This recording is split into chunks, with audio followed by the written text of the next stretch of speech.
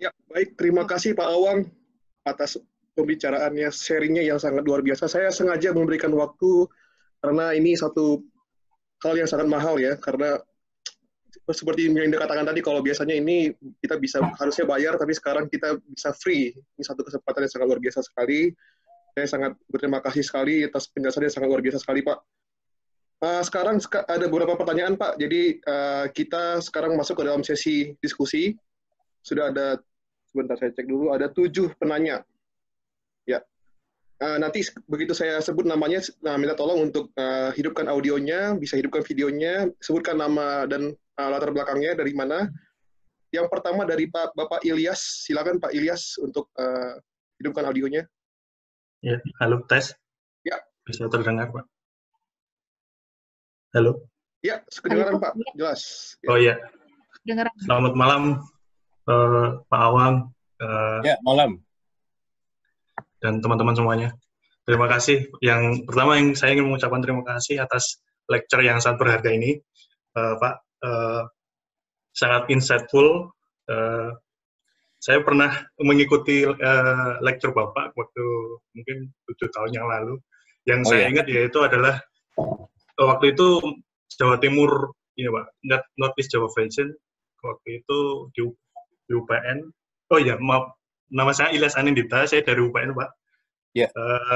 Waktu itu Bapak juga menjelaskan tentang regional basin, Northeast Java Basin. Yang paling saya ingat itu adalah kalau kita, walaupun kita bisa mendefinisikan reservoir dengan baik, tapi kalau source rock kita tidak main gitu ya, itu akan jadi regional basin killer. Itu sangat. Kemudian pertanyaan saya, Pak, yang pertama, apakah biomarker ini akan terpengaruh interpretasinya berdasarkan tipe oilnya, light heavy, super heavy, seperti itu, dan sampai tingkat biodegradasi, apakah biomarker itu masih reliable? Seperti yang dicontohkan Bapak tadi kan di Butuan itu kan sebenarnya udah tidak mungkin lagi ya. Cuman di dekat-dekatnya masih ada. Cuman masih bisa kita sebagaikan referensi. Kemudian yang kedua, mungkin Bapak bisa tunjukkan lagi slide yang di slide Steren Interpretation Hints yang di awal-awal. Tadi ada contoh bagaimana kita menginterpretasikan bahwa si Steren dan Distren, atau maaf kalau salah ini istilahnya, itu dominannya karbonat tapi litologinya karbonat tapi di daerah terestrial. Bagaimana interpretasinya? Apakah ini suatu anomali begitu? Dan bagaimana jika ada suatu struktur trap tapi mempunyai source oil yang berbeda, ada dua source rock yang berbeda? Terima kasih, itu aja Pak. Ya, baik ya, saya jawab dulu yang bisa saya jawab sekarang ya.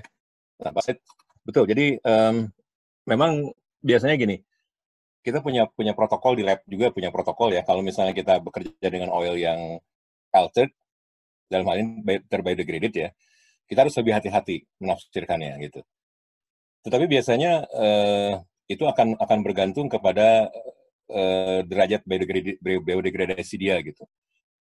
Kalau misalnya sebenarnya kalau biomarker biodegradasi itu dibagi bisa menjadi 10. Ada 10 level sampai dari mild sampai yang heavily biodegraded atau sudah severe gitu. Severe biodegraded. Nah, memang kita harus lebih hati-hati. Tergantung misalnya kita masih bisa pakai nggak gitu ya. Kalau misalnya dengan GC saja gitu. Kalau dengan GC saja seperti tadi kasus Buton kan udah gundul banget semuanya gitu. Ya. Hanya belum tentu dengan triterpan dan sterannya.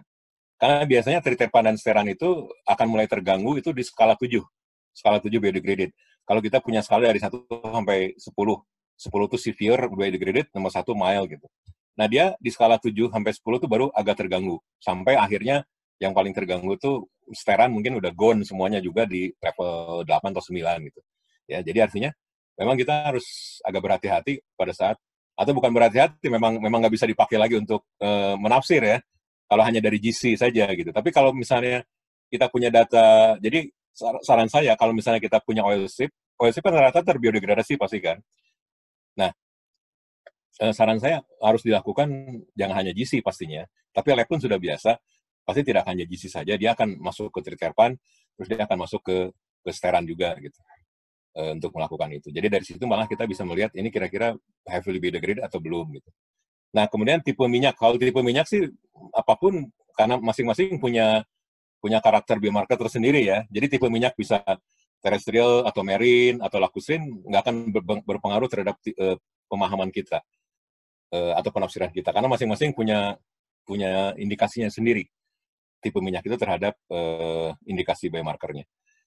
Nah, yang pertanyaan nomor 3 dulu. Kalau misalnya kita punya satu prospek, ada mixture misalnya kan, ada mixture dari dua minyak misalnya. Satu misalnya minyak marine, satu minyak fluviadeltaic. Itu kan berdekatan kan? Bisa saja dia disuplai dari dua hal. Nah, itu akan terekam di ininya, akan terekam di mana? Di biomarkernya. Nah, ini sebenarnya berhubungan dengan pertanyaannya yang Ilyas tadi yang lihat di hinsensteran, betul. Saya juga pasti akan menduga pasti nanti akan ada yang nanya ini nih. Karena tricyclic terpannya rendah ya, menunjukkan dia terestrial, tapi kok dari sterannya CO2-nya tinggi kan? Sehingga menunjukkan marine. Kok marine tapi terestrial kan gitu. Nah, ini sebenarnya ciri-ciri seperti itu, Ilyas. Kemungkinan kita bekerja dengan minyak yang hasil mixtures. Ya, tapi dari data itu aja nggak cukup. Jadi kita ini kalau kita melihat ini coba saya ini dulu ya sebentar ya, Ricky ya, saya ini dulu sebentar masuk ke silakan, sini. Pak. Ya. Ke Hins tadi ya, maaf sebentar. Ini.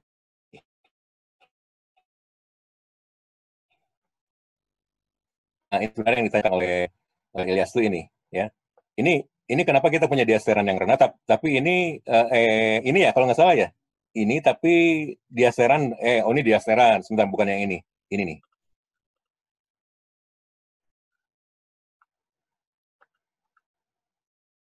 Iya, betul yang ini, Pak.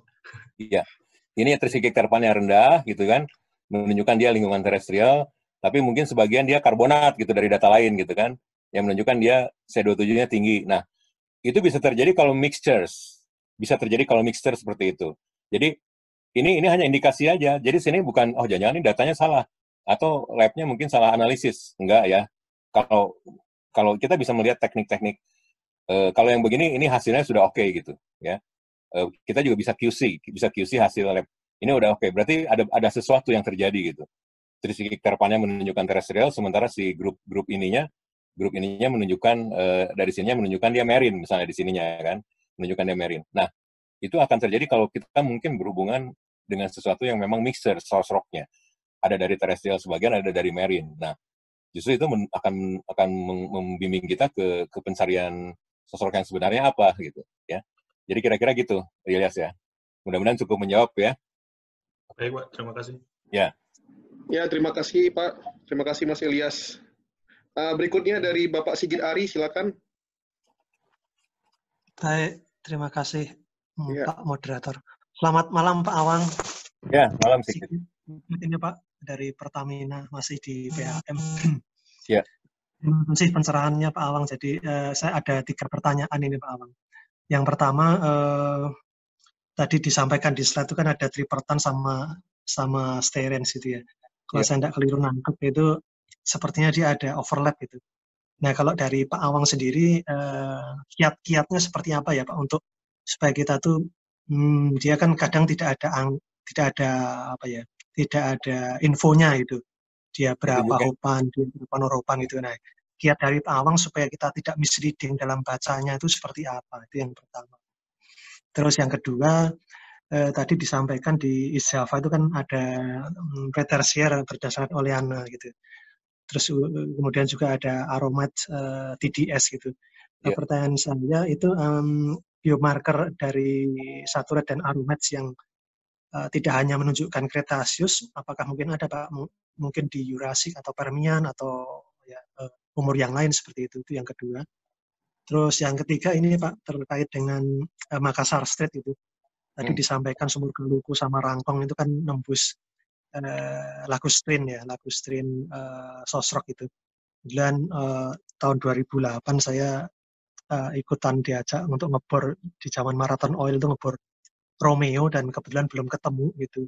Nah, Yep. waktu itu kami mengindikasikan memang ada sosroknya gitu, ada kitchennya, namun rupanya tidak ada, belum ketemu hidrokarbonnya itu. Waktu itu postmortemasi ya mungkin dia mungkin sosroknya secara sosrok mungkin presentnya ada, maturity-nya mungkin juga mungkin ada, tapi barangkali dia organik kontennya tidak terlalu tinggi karena mungkin terkait dengan pembukaan selat besi dari arah utara di mana mungkin influx marine-nya cukup cepat menjadi batil seperti itu. Mungkin dari Pak Awang kira-kira penjelasan seperti apa itu, Pak? Terima kasih.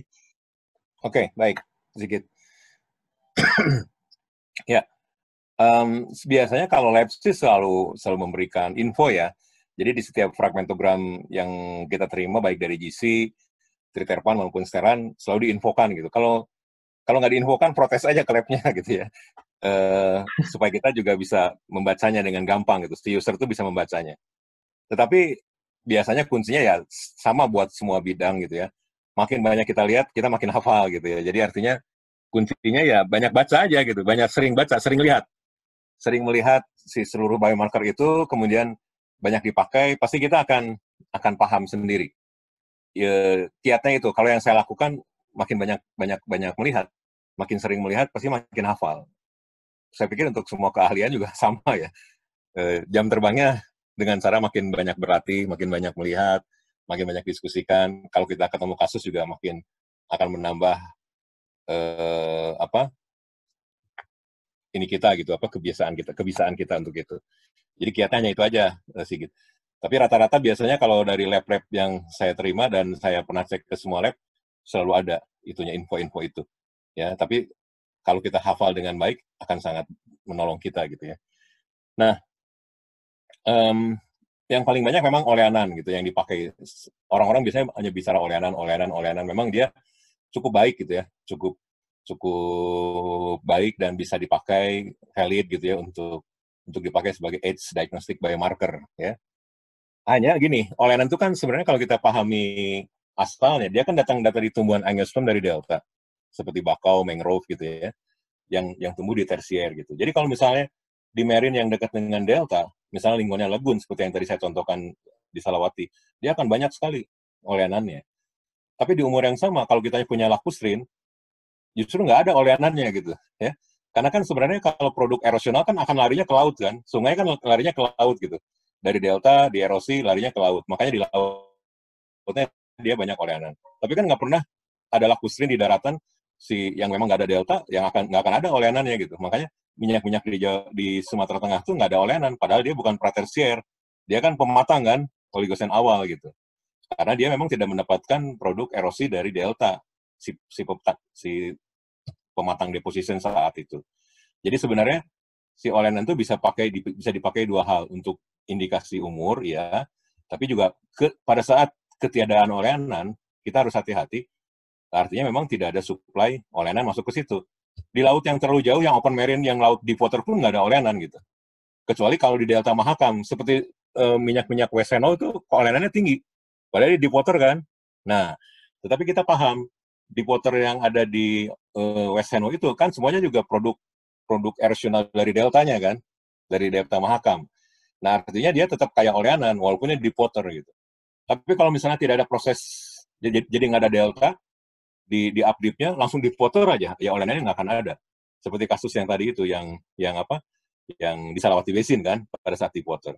Nah, yang kemudian jarang dipakai tapi sangat baik yaitu yang tadi Ari Sigit sebutkan, yaitu si TDS, triaromatic dinesteroid. Itu spesial buat Mesozoik. Jadi kalau kita bekerja dengan Mesozoik sosrok, terus mencurigai Mesozoik, ya harus dilakukan TDS. Kita minta ke labnya melakukan biomarker dari grupnya aromat itu. Masih ada yang lain, mungkin ada sekitar 10 atau 15 lah. Ya, ada di bukunya Peter Smoldowan itu tentang bagaimana age diagnostic biomarker. Hanya nggak sering jadi kasus dipakai di situ. Tapi ada. Dari steran juga bisa gitu ya, bisa menunjukkan umur, prospotnya ada. Tapi yang banyak dipakai dan pernah saya lakukan yaitu oleana dan TDS ya, yang banyak dipakai. Baik, pertanyaan ketiga tentang ini, betul ya.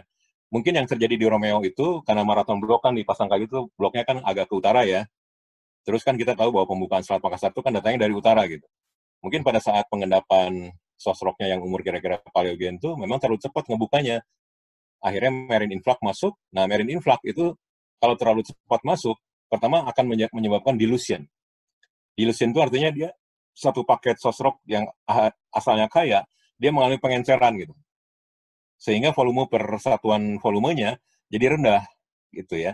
Itu kalau misalnya kemungkinan sosroknya kurang baik atau kurang bagus ya, kemungkinan dia mengalami terlalu cepat pembukaan Selat Makassar ya, karena dia posisinya di utara si areanya ini, sehingga yang tadinya cukup baik gitu ya, tiba-tiba jadi rendah karena terencerkan, dilution oleh pembukaan marine influx yang terlalu banyak. Karena open marine kan, terjadi oksidasi gitu, jadi rusak. Atau mungkin juga belum cukup matang, bisa saja dari situ. Ya, tapi saya yakin itu problem solve. Saya ingat kok waktu itu Romeo tuh bagus banget ininya, porositasnya. Ya, porositasnya bagus banget. Mungkin di antara 25-30% gitu sebagai karbonat tuh bagus banget gitu. Tapi kan kurang, nggak ada isinya gitu. Berarti problem di sosrok. Entah dia kekayaannya kurang karena masalah dilution atau mungkin belum cukup matang. Dan harus diperhatikan juga ya, yang namanya kita kan sering bikin ini nih, bikin section ya.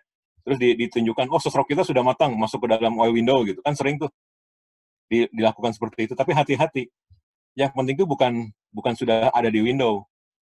Berapa lama dia sudah di window. Ya. Yang paling penting itu kan bukan oil di dalam sosrok, tapi oil yang dimigrasikan ke trap. Nah, ini sering misleading kawan-kawan ya. Gini, tidak penting oil itu sudah ada di window, memang penting, tapi lebih penting lagi sudah berapa lama ada di window. Nah, itu kita pada saat ngebangun semacam section begitu ya, penampang rekonstruksi itu yang harus dilihat. Karena begini, oil itu pada saat generated ada di sosrok, dia nggak akan keluar sendiri begitu sosrok kita masuk ke window oil. Dia butuh some amount of time, minimal 5 juta tahun, ya, supaya sudah ada migrasi. Supaya minyaknya sudah expel, keluar, baru bermigrasi. Itu minimal 5 juta tahun. Makin kecil sosrok richness-nya, makin lama waktu yang dibutuhkan untuk supaya terjadi eksplosi. Jadi yang dipentingkan itu adalah bukan sosrok kita sudah ada di oil window, sudah berapa lama dia ada di situ. Kalau sudah 10 juta tahun, 15 juta tahun, bagus. Pasti sudah ada migrasi yang baik. Ya, mungkin sudah ada transformasi sekitar 60%, 70%. Tapi kalau misalnya baru 2 juta tahun, 3 juta tahun, nggak ada artinya. Ya, walaupun di section kita, sosrok kita ada di dalam oil window. Kira-kira gitu sedikit ya. Iya, iya. Terima kasih Pak Awang. Ya. Terima kasih Pak Sigit, Pak Awang atas diskusinya. Berikutnya ada dari Bapak Fahmi. Silakan untuk hidupkan audionya. Baik, terima kasih Pak Awang atas ilmunya. Ya, Fahmi. Mau bertanya, tadi kan buat biomarker untuk nentuin litologi kan ada dari shell, mal, sama karbonat. Ya. Nah kan kalau di Kalimantan ada kemungkinan dari coal oilnya kan. Nah itu untuk dari biomarker apa bisa dilihat dari litologi coal dibedakan? Itu yang pertama. Terus yang kedua, tadi kan pertama tuh bisa buat distance ya. Distance tuh berapa jauhnya, apa seperti apa? Terus baca di biomarkernya gimana ya Pak? Itu aja Pak. Makasih Pak. Baik, Fahmi ya. Bisa dari call, bahkan dari call lebih mudah. Dari call itu kita tidak harus memakai triterpan dan steran. Kalau tadi kan Fahmi lihat membedakan maral, karbonat, sama shell kan pakai triterpan kan, ya. Berapa tinggi rasionya dari C29 norhopan dengan C30 hopan kan itu. Nah kalau call itu cukup dengan menggunakan GC. GC-nya pada saat percent fatnya di atas 3, ya. Di atas 3, apalagi kalau misalnya bacanya 6, 7, 8, itu udah pasti quality source species di situnya. Gitu, ya. Seperti yang tadi kasus di mana? Di North Papua. 3,69 kan itunya kan nilai percent fatnya. 7, 8, 9, 10 itu udah punya quality source semua di situ. Ya. Jadi dari GC-nya lihat dulu, oh GC-nya ternyata tinggi, percent fatnya itu nilainya di atas 3 atau sebenarnya di atas 5 lah, itu sudah main di quality sources pertama. Terus nanti bisa dikonfirmasi dengan melihat sterannya. Sterannya nanti grup C29-nya akan tinggi. Ya. Itu menunjukkan dia fluvial deltaic terestrial. Nah, pasti itu menunjukkan kita berhubungan dengan cold resources gitu. Betul. Cold resources juga bisa menjadi oil. Karena begini, seperti di Mahakam. Di Mahakam itu kan lapangan minyak juga ada yang gede-gede kan. Lapangan gas juga lebih besar lagi gitu. Nah, itu tipe kerogen 3. Tipe kerogen 3 itu dia ada woody materials, itu yang akan jadi gasnya. Tetapi tanaman-tanaman pohon daun-daunannya, getahnya, itu akan jadi minyak.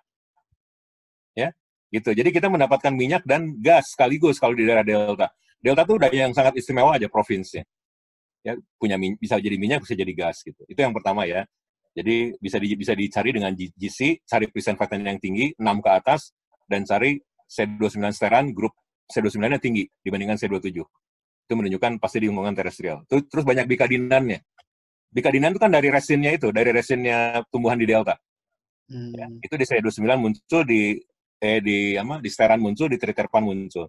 Nah, ya saya di sini tidak tunjukkan bagaimana menghitung jarak migrasi, tapi ada formulanya, ada cross plotnya, ya. Jadi nanti kapan-kapan kalau Fahmi tertarik bisa kontak saya, nanti saya bisa kasih formula dari steran ngukurnya. Dari peak steran itu bisa diukur kira-kira berapa jauh jarak migrasi dari trap ke kitchen. Ya, saya di sini tidak bahas, hanya bisa dipakai data peak di steran untuk mengukur jarak migrasi. Itu manfaat karena kita bisa melihat di mana kitchen kita kan. Karena hati-hati yang namanya di seismik itu tidak semua low area itu kitchen. Ini juga konsep yang harus hati-hati ya kawan-kawan lihat. Biasanya kan kita begitu melihat low area, kita nyebutnya kitchen gitu aja langsung kan.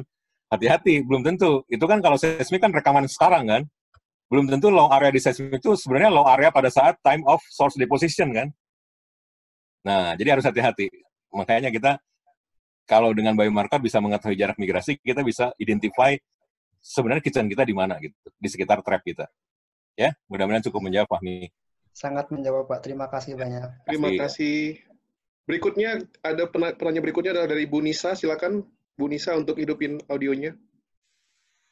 Ya, terima kasih atas kesempatannya. Pak Wong, selamat malam. Malam, Nisa. Saya dari UNPAD. Ini Pak, saya ada pertanyaan mungkin sebenarnya mirip seperti yang sudah ditanyakan sebelumnya oleh Mas Ilyas tadi di awal, mengenai sampel yang biodegraded. Jika kita tidak bisa menemukan adanya peak yang menunjukkan apakah di sana ada biomarker kelompok styrene atau triterpenes, yang harus dilakukan bagaimana ya Pak kira-kira? Karena dari sampel yang saya sudah ujikan, kebetulan di UNPAD tidak ada GC-FID, saya menggunakan GC-MS langsung, yang saya ujikan dengan total ion mode, jadi hampir sama seperti GC-FID. Baru dari GC saja, peak yang muncul itu hanya sedikit dan mungkin tidak representatif. Bagaimana Pak untuk mengatasi ini? Terima kasih. Ya, oke. Memang kontrol pertama kalau untuk biodegraded oil kita langsung GC ya. Tapi GC-nya di nilai karbon yang tingginya misalnya sekitar C25 ke atas masih muncul nggak di GC FID-nya itu? Karena tidak ada GC-FID, Pak, jadi saya pakainya langsung GC-MS. Tapi karena dia bisa memakai mode yang sama seperti GC-FID, dia pakai TIC, jadi itu hanya terlihat peak-nya muncul di sekitar waktu retensi 40-50 menit, ada beberapa peak. Tapi kalau saya lihat nilai M per Z-nya dia tidak sama seperti golongan steren atau triterpen karena tidak ada yang di M per Z 217 atau 191 seperti itu, Pak. Itu yang diujikan versi saturate. Ya, betul. Oke. Pertama gini, saturate itu lebih mudah terbiodegradasi dibandingkan aromatik, ya. Karena aromatik nanti yang paling terakhir akan dimakan oleh biodegradasi, gitu. Jadi misalnya, tetapi begini, sebenarnya kalau menurut prosedur yang baku ya, kita dan yang pernah saya pelajari itu, memang kita harus lakukan dulu GC FID-nya dulu. Jadi misalnya kalau di UNPAD nggak ada, ya kita harus cari ke tempat lain dulu, dilakukan dulu. Nah, kalau misalnya kita bisa nge-pick yang karbon dari 25 ke atas, artinya kan harapannya kita masih bisa dapatkan lah si MZ191, 217 dan lain-lainnya, apalagi yang aromatiknya gitu. Nah, kalau tidak ada, misalnya dilakukan GCMS tapi dengan mode yang bisa total menunjukkan itu, sebenarnya kan nggak terlalu valid menunjukkan kayak GCFID gitu. Jadi artinya mungkin ini prosedurnya agak lain gitu. Jadi saya pikir bagusnya Nisa cari dulu tuh, karena gini, dari hal-hal yang kebanyakan biodegraded oil itu biasanya sih kalau misalnya hanya sampai tingkat 5 biodegradasi ya, level misalnya kalau saya 1 sampai 10 level biodegradasinya, sampai tingkat 7 pun masih hidup, masih cukup banyak gitu. Si triterpan dan sterannya, apalagi yang aromatnya itu masih oke, sampai 9 tuh masih oke. Masih ada gitu. Jadi saran saya sih coba cari dulu yang GCFID yang benarnya, coba kita lihat peak 25 ke atas, kalau masih ada kemungkinan kita masih bisa mendapatkan pure-nya MZ191 dan ke atasnya. Jadi artinya triterpan dan steran masih kita bisa peroleh gitu. Apalagi kalau misalnya dari karakter minyaknya gimana secara fisikal. Apakah memang dia heavily biodegraded? Ya, kelihatannya enggak? Terlihat heavily biodegraded karena dia cukup kental gitu Pak. Jadi waktu kental. Cukup kental juga bisa saja dari original minyaknya ya. Dari original minyaknya kan kadang-kadang kalau minyak marine misalnya, dia kan rata-rata bermainnya di API yang rendah. Ya, bisa apalagi kalau dia kayak sulfur. Misalnya dari tipe kerogen tipe 2S, dia kan akan menghasilkan minyak yang rendah, terus sulfurnya tinggi, rendah IPA-nya, sulfurnya tinggi. Pada saat biodegraded, dia gampang biodegraded banget, seolah-olah gitu. Padahal belum tentu kalau dilakukan analisis biomarkernya, gitu, Nisa. Jadi saran saya sih lebih baik ikutin prosedur yang baku dulu, cari untuk melakukan GCFID-nya, lihat karbon atom 25 ke atasnya, pada saat itu masih bagus, coba ngepick dengan yang benar, dengan GCMS untuk itunya, untuk yang 191 dan ke atas ya. Paling begitu saran saya, Nisa. Iya, terima kasih Pak. Kalau itu kan memang sampel yang diujikan adalah sampel oil seep ya Pak, yang juga pernah menanyakan ke Bapak tentang itu. Itu maksudnya berarti kemungkinan besar dia biodegraded, memang kemungkinan besar biodegraded karena kan seep-nya juga dia di surface, full seepage mungkin. Jadi kalau seperti ini apakah biomarkernya masih menjadi tools yang misalnya setelah saya melakukan analisis lagi, apakah biomarker bisa masih menjadi tools yang powerful untuk pemeriksaan ini? Iya, oke. Itu sampel-sampel yang di sekitar Maja Gunung Romong bukan ya? Iya, betul. Baik. Oke, kalau saya pernah ke Gunung Romong, saya pikir sih itu nggak terlalu biodegraded ya, dan nggak terlalu kental juga ya, dan bahkan memang luas, bagus gitu. Gunung Romong itu luas sekali oil-seep-nya. Bahkan oleh penduduk setempat kan itu dikumpulkan per jerigen-jerigen. Saya waktu itu juga mau ngambil, malah ditawari oleh penduduknya, ini ada jerigennya gitu, malah banyak dikumpulkan. Artinya sama mereka juga masih bisa dipakai gitu. Jadi itu tuh menunjukkan kepada kita bahwa tidak terlalu biodegraded sebenarnya si minyaknya itu. Paling hanya penampakan aja. Penampakannya aja seperti itu gitu. Jadi artinya Nisa, saya pikir belum terlalu lah. Kalau paling itu kalau boleh saya lihat dari kualitatif, mungkin itu masih medium saja gitu, medium biodegraded ya. Kalau medium biodegraded, kalau saya pakai skala biodegradasi dari biomarker itu masih di skala 5. Skala 5 itu artinya triterpan masih utuh, masih oke semua. Nah, saran saya coba aja dilakukan prosedur dari awal dilakukan dengan GCFID dulu, baru nanti prosedur berikutnya ngikutin gitu. Saya sih percaya masih bisa dipakai, karena contoh yang lain Maja Oil yang tadi itu, yang tadi saya tunjukkan di kasus yang tadi ya, itu kan lebih kurang sama, Nisa, itu kan sama-sama dari tanah akar source. Akan mirip. Itu kan tadi Nisa lihat keluar semua tuh steran dan ininya. Dan triterpannya itu juga saya lakukan waktu itu beberapa tahun yang lalu. Ya, coba dilakukan aja dengan sesuai prosedurnya ya. Iya, terima kasih Pak. Yuk, Nisa. Ya. Terima kasih Mbak Nisa atas pertanyaannya. Pak, masih ada 4 pertanyaan lagi nggak apa-apa Pak ya? Apa-apa, silakan. Masih semangat semua nih. Berikutnya dari Pak Erlangga dari Pertamina RTC, silakan Pak. Selamat malam Pak Awang. Malam Mas Erlangga. Ya, pertanyaan saya juga masih berkisar juga di biodegradasi dan kawan-kawannya nih Pak. Ya. Jadi, seperti kita ketahui banyak sampel yang kita ambil itu kan dari seepage Pak ya, yang mungkin sudah terekspos. Itu saya pengen tahu aja seberapa besar sih efek masking dari biodegradasi, atau mungkin juga kontaminasi mungkin dari multi source. Mungkin ada beberapa source yang charging ke single reservoir sehingga si molekuler ini tidak dapat dikenali lagi gitu loh. Saya melihat contoh yang di Jawa ya, yang di subvolcanic itu. Dari beberapa sampel itu yang di Cipluk itu kelihatannya sepertinya oleanannya jauh lebih rendah daripada tempat lain gitu. Mungkin itu salah satu contoh, apakah itu karena efek dari biodegradasi atau mungkin mixing atau seperti apa gitu. Terus tadi juga ada pertanyaan mengenai selain aromat dan saturat ya, itu yang padatan seperti organic matter atau bituminus atau mungkin aspal atau sapropel, apakah ada metode lain untuk dapat mengenali ininya fingerprintnya Pak? Tadi kan cold-nya sudah dibahas ya. Yeah. Mungkin itu aja Pak Awang, terima kasih Pak. Ya, Mas Erlangga. Oke. Coba saya share screen dulu ya, Ricky ya, biar lebih mudah ininya, biar lebih jelas. Pak. Silakan. Ya.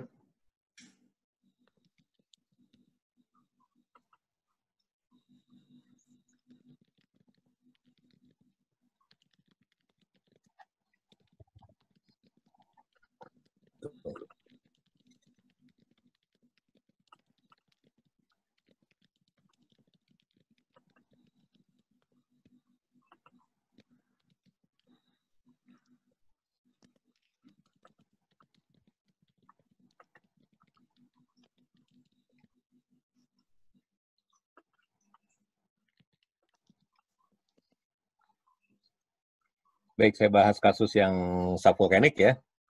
Tadi pertanyaan Mas Erlangga itu, biar saya tunjukkan ya, di Pak. sini. Iya. Nah, ini nih. Oh, kok ke sini ya? Bentar.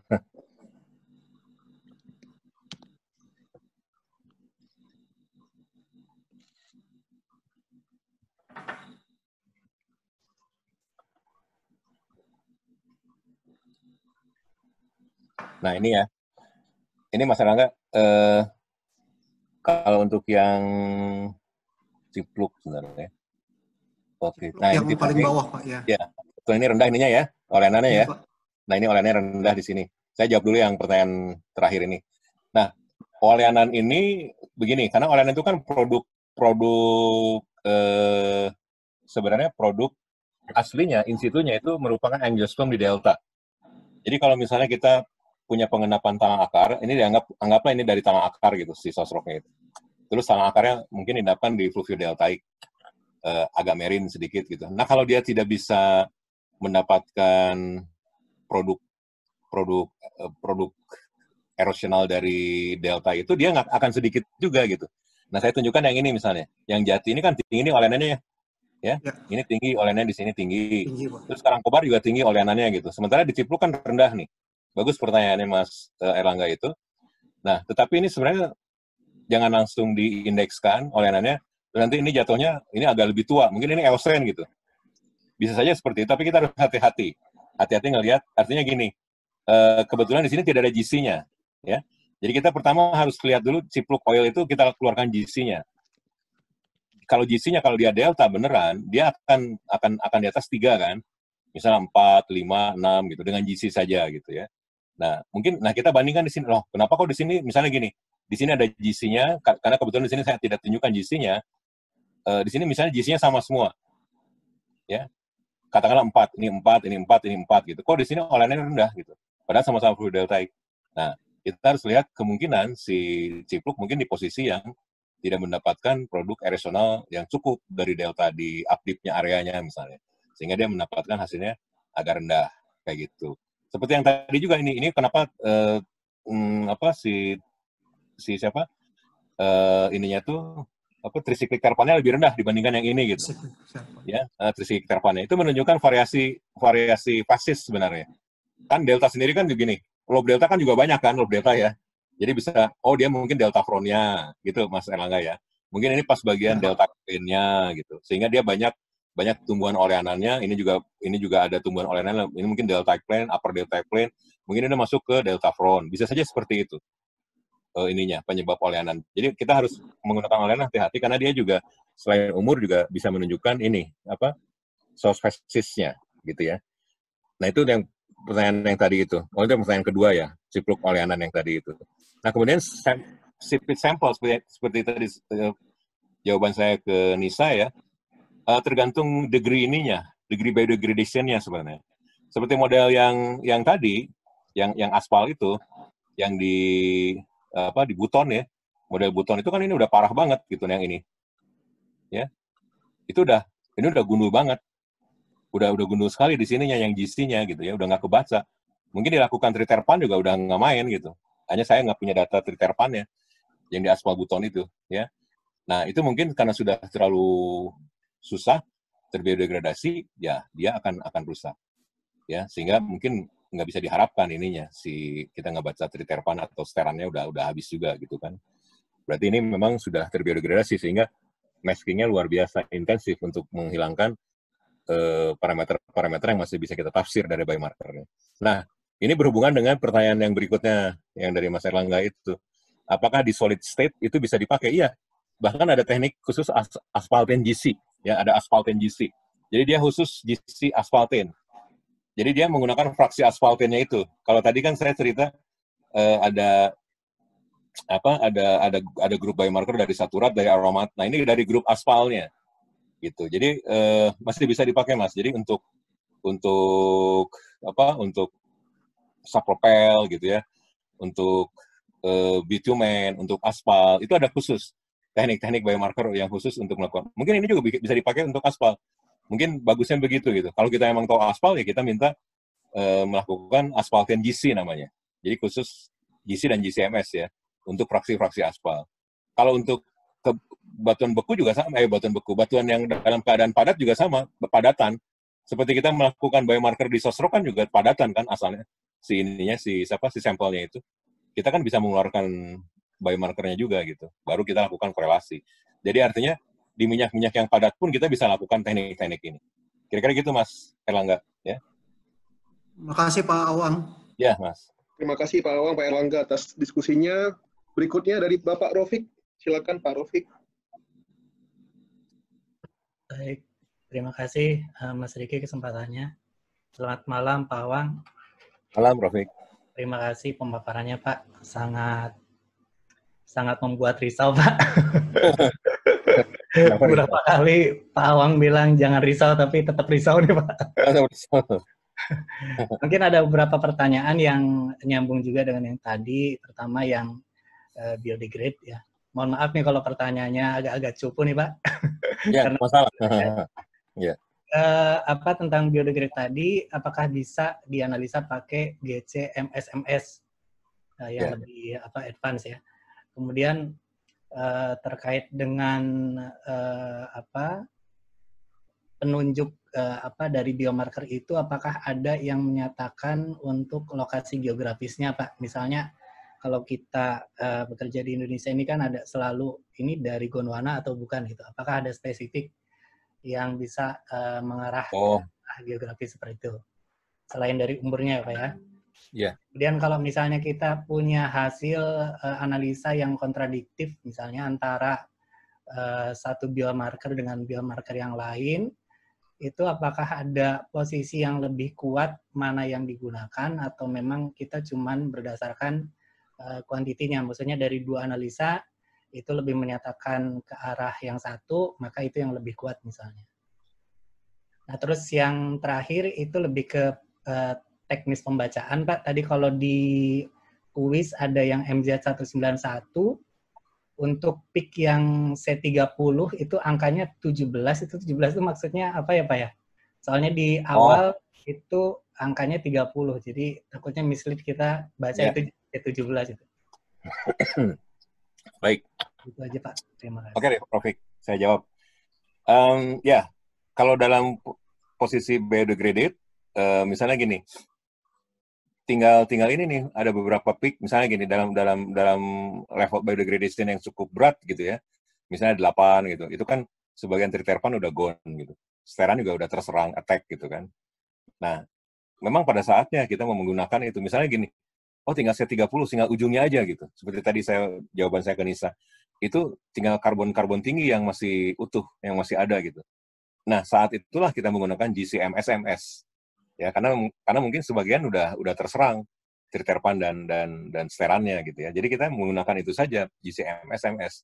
Karena kebetulan misalnya gini, yang tersisa misalnya sisa C29 saja dari grup steran. Jadi udah yang paling ujungnya gitu kan.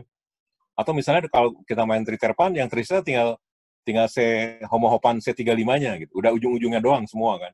Sementara yang lainnya kan udah kemakan semua. Karena prinsipnya kan bakteri itu makan dari yang paling ringan. Terus karena yang paling ringan itu kan memang paling gampang dimakan gitu. Karena jumlah karbonnya kan sedikit. Mungkin ikatan karbonnya juga gampang gitu. Nanti dia makin ke nilainya tinggi, makin tersisakan gitu.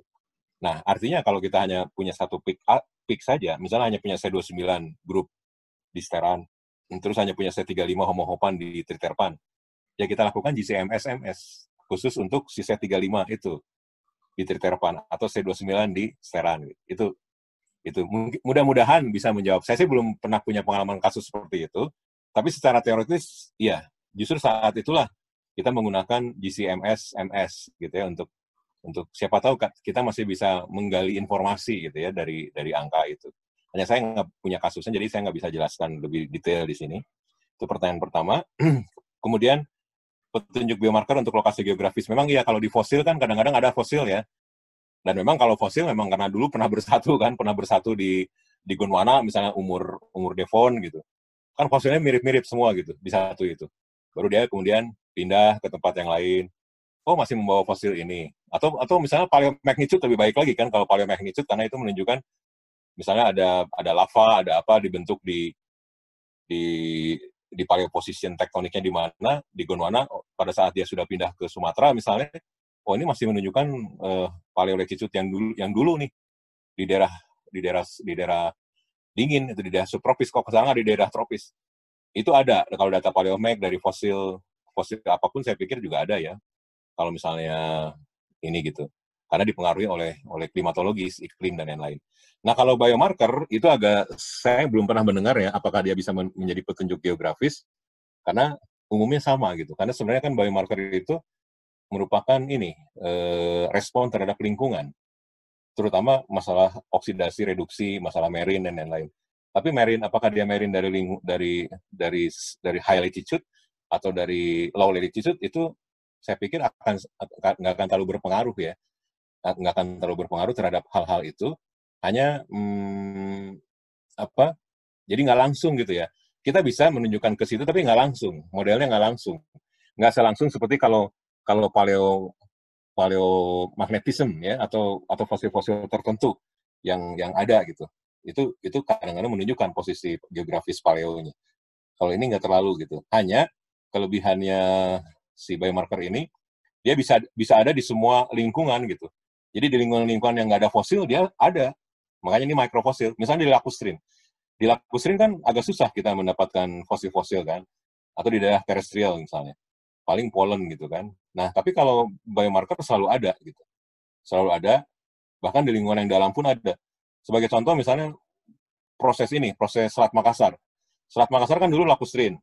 Terus kemudian dia marine. Terus jadi deep water gitu. Mungkin dari keberadaan fosilnya bisa ganti-ganti. Ada kadang barren, kadang-kadang nggak ada. Tetapi biomarker ada terus tuh. Biomarker ada terus, hanya lingkungannya beda-beda gitu ya. Jadi ada kelebihan. Kemungkinan kekurangannya itu yang tadi yang Rafiq tanyakan itu. Kemungkinan saya sih belum pernah tahu. Mungkin ada, tapi saya nggak tahu ya. Adakah biomarker sebagai petunjuk geografis secara khusus ya? Paling jawaban saya baru seperti itu soal pertanyaan yang terkait ini ya. Kemudian pada saat terjadi masalah anomali atau ketidaksamaan antar biomarker. Itu wajar terjadi, ya. Nanti kalau misalnya Rafiq banyak bekerja dengan geokimia itu akan menemukan data-data itu kok saling bertentangan gitu. Mana yang mau dipercayai ya. Saya pada saat mengajar geokimia juga selalu memberikan kasus-kasus di mana datanya saling bertentangan gitu. Jadi artinya mana yang mau dipakai sebagai kesimpulan. Betul. Jawabannya adalah bukan mana yang lebih valid, tapi lebih ke jumlah, ke kuantifikasi data. Jadi pada saat datanya itu banyak yang menunjukkan ke arah sana, itu yang dipegang. Dan sebenarnya biomarker juga nggak bisa berdiri sendiri hanya dengan biomarker. Kadang-kadang bisa, dalam banyak kasus bisa, atau memang dia sangat mendukung suatu kesimpulan, betul gitu ya. Tapi dalam kasus-kasus di mana banyak konfrontasi gitu, nah sudah waktunya kita menggunakan data lain. Seperti tadi saya misalnya gini, yang tadi tricyclic terpan itu bisa sama-sama menunjukkan merin atau lactostrin gitu. Ya. Nah ini mana? Padahal kan merin lactostrin jauh gitu. Nah kita harus pakai data bulk properties misalnya, ya, wax kontennya gimana, sulfur kontennya gimana. Itu kan di luar biomarker, tapi kan bisa menolong kita data-data itu ya. Jadi lebih banyak ke jumlah data yang banyak menunjukkan kesimpulan sama itu yang dipakai daripada validitas individunya gitu. Biasanya begitu pengalaman saya menunjukkan seperti itu ya, kalau pada saat kita menemukan kasus yang data-datanya saling bertentangan gitu. Biasa terjadi ya, tapi tidak sering dalam biokimia seperti itu. Kemudian yang tadi itu yang pertanyaan, itu sebenarnya yang angka 17 atau 30. Kalau 17 itu hanya kode aja. Kode-kode dari lab aja yang tadi warna merah itu ya, Rofik ya? Iya, betul, Pak. Nah, itu hanya angka dari lab aja. Angka dari lab untuk menunjukkan 17 itu apa gitu. Yang dipakai itu C30-nya. Okay. Ya. Jadi itu simbol-simbol, misalnya tadi lab itu membantu kita untuk menolong ini peak nomor 1, nomor 2. Kan tadi ada yang pakai huruf, ada yang pakai angka kan. Nah, jadi yang dipakai adalah angkanya. Angka C-nya itu, ya C30, C31, 29 gitu. Angka 17 itu hanya untuk membantu kita menunjukkan ini peak nomor 17. Sebenarnya peak nomor 17 itu karbon berapa itu. Gitu ya. Oke, baik Pak. Mudah-mudahan menjawab.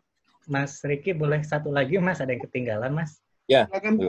Ini terkait yang case di East Java, Pak Awang. Ya. Kan kalau nggak salah dulu tuh papernya yang pertama dia almarhum itu kan mengeluarkan untuk yang oleanin ya Pak ya. Jadi untuk Mesozoic oil dengan oleanin.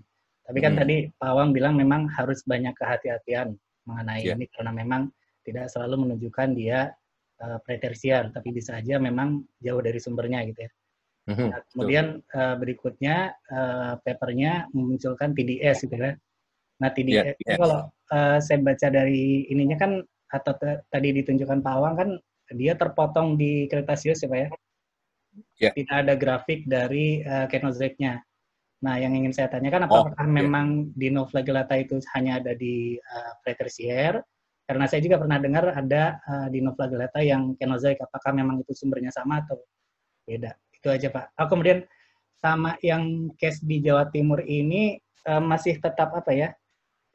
Kita belum bisa resikonya masih tinggi gitu Pak karena beberapa sumur di sana kan kalau yang menembus basement tuh masih metasedimen, kita belum menemukan sedimen ya pretersier yang apalagi dengan TOC yang tinggi gitu Pak. Mungkin ada arahan dari Pak Awang bisa kita kira-kira temukan yang source rock-nya benernya itu di mananya gitu. Ya. Ya Pak. Oke. Ya, yang terkait TDS ya, triaromatic dinesteroid. Coba saya share screen lagi ya, Riki, bentar ya. Ya, silakan Pak. Ya.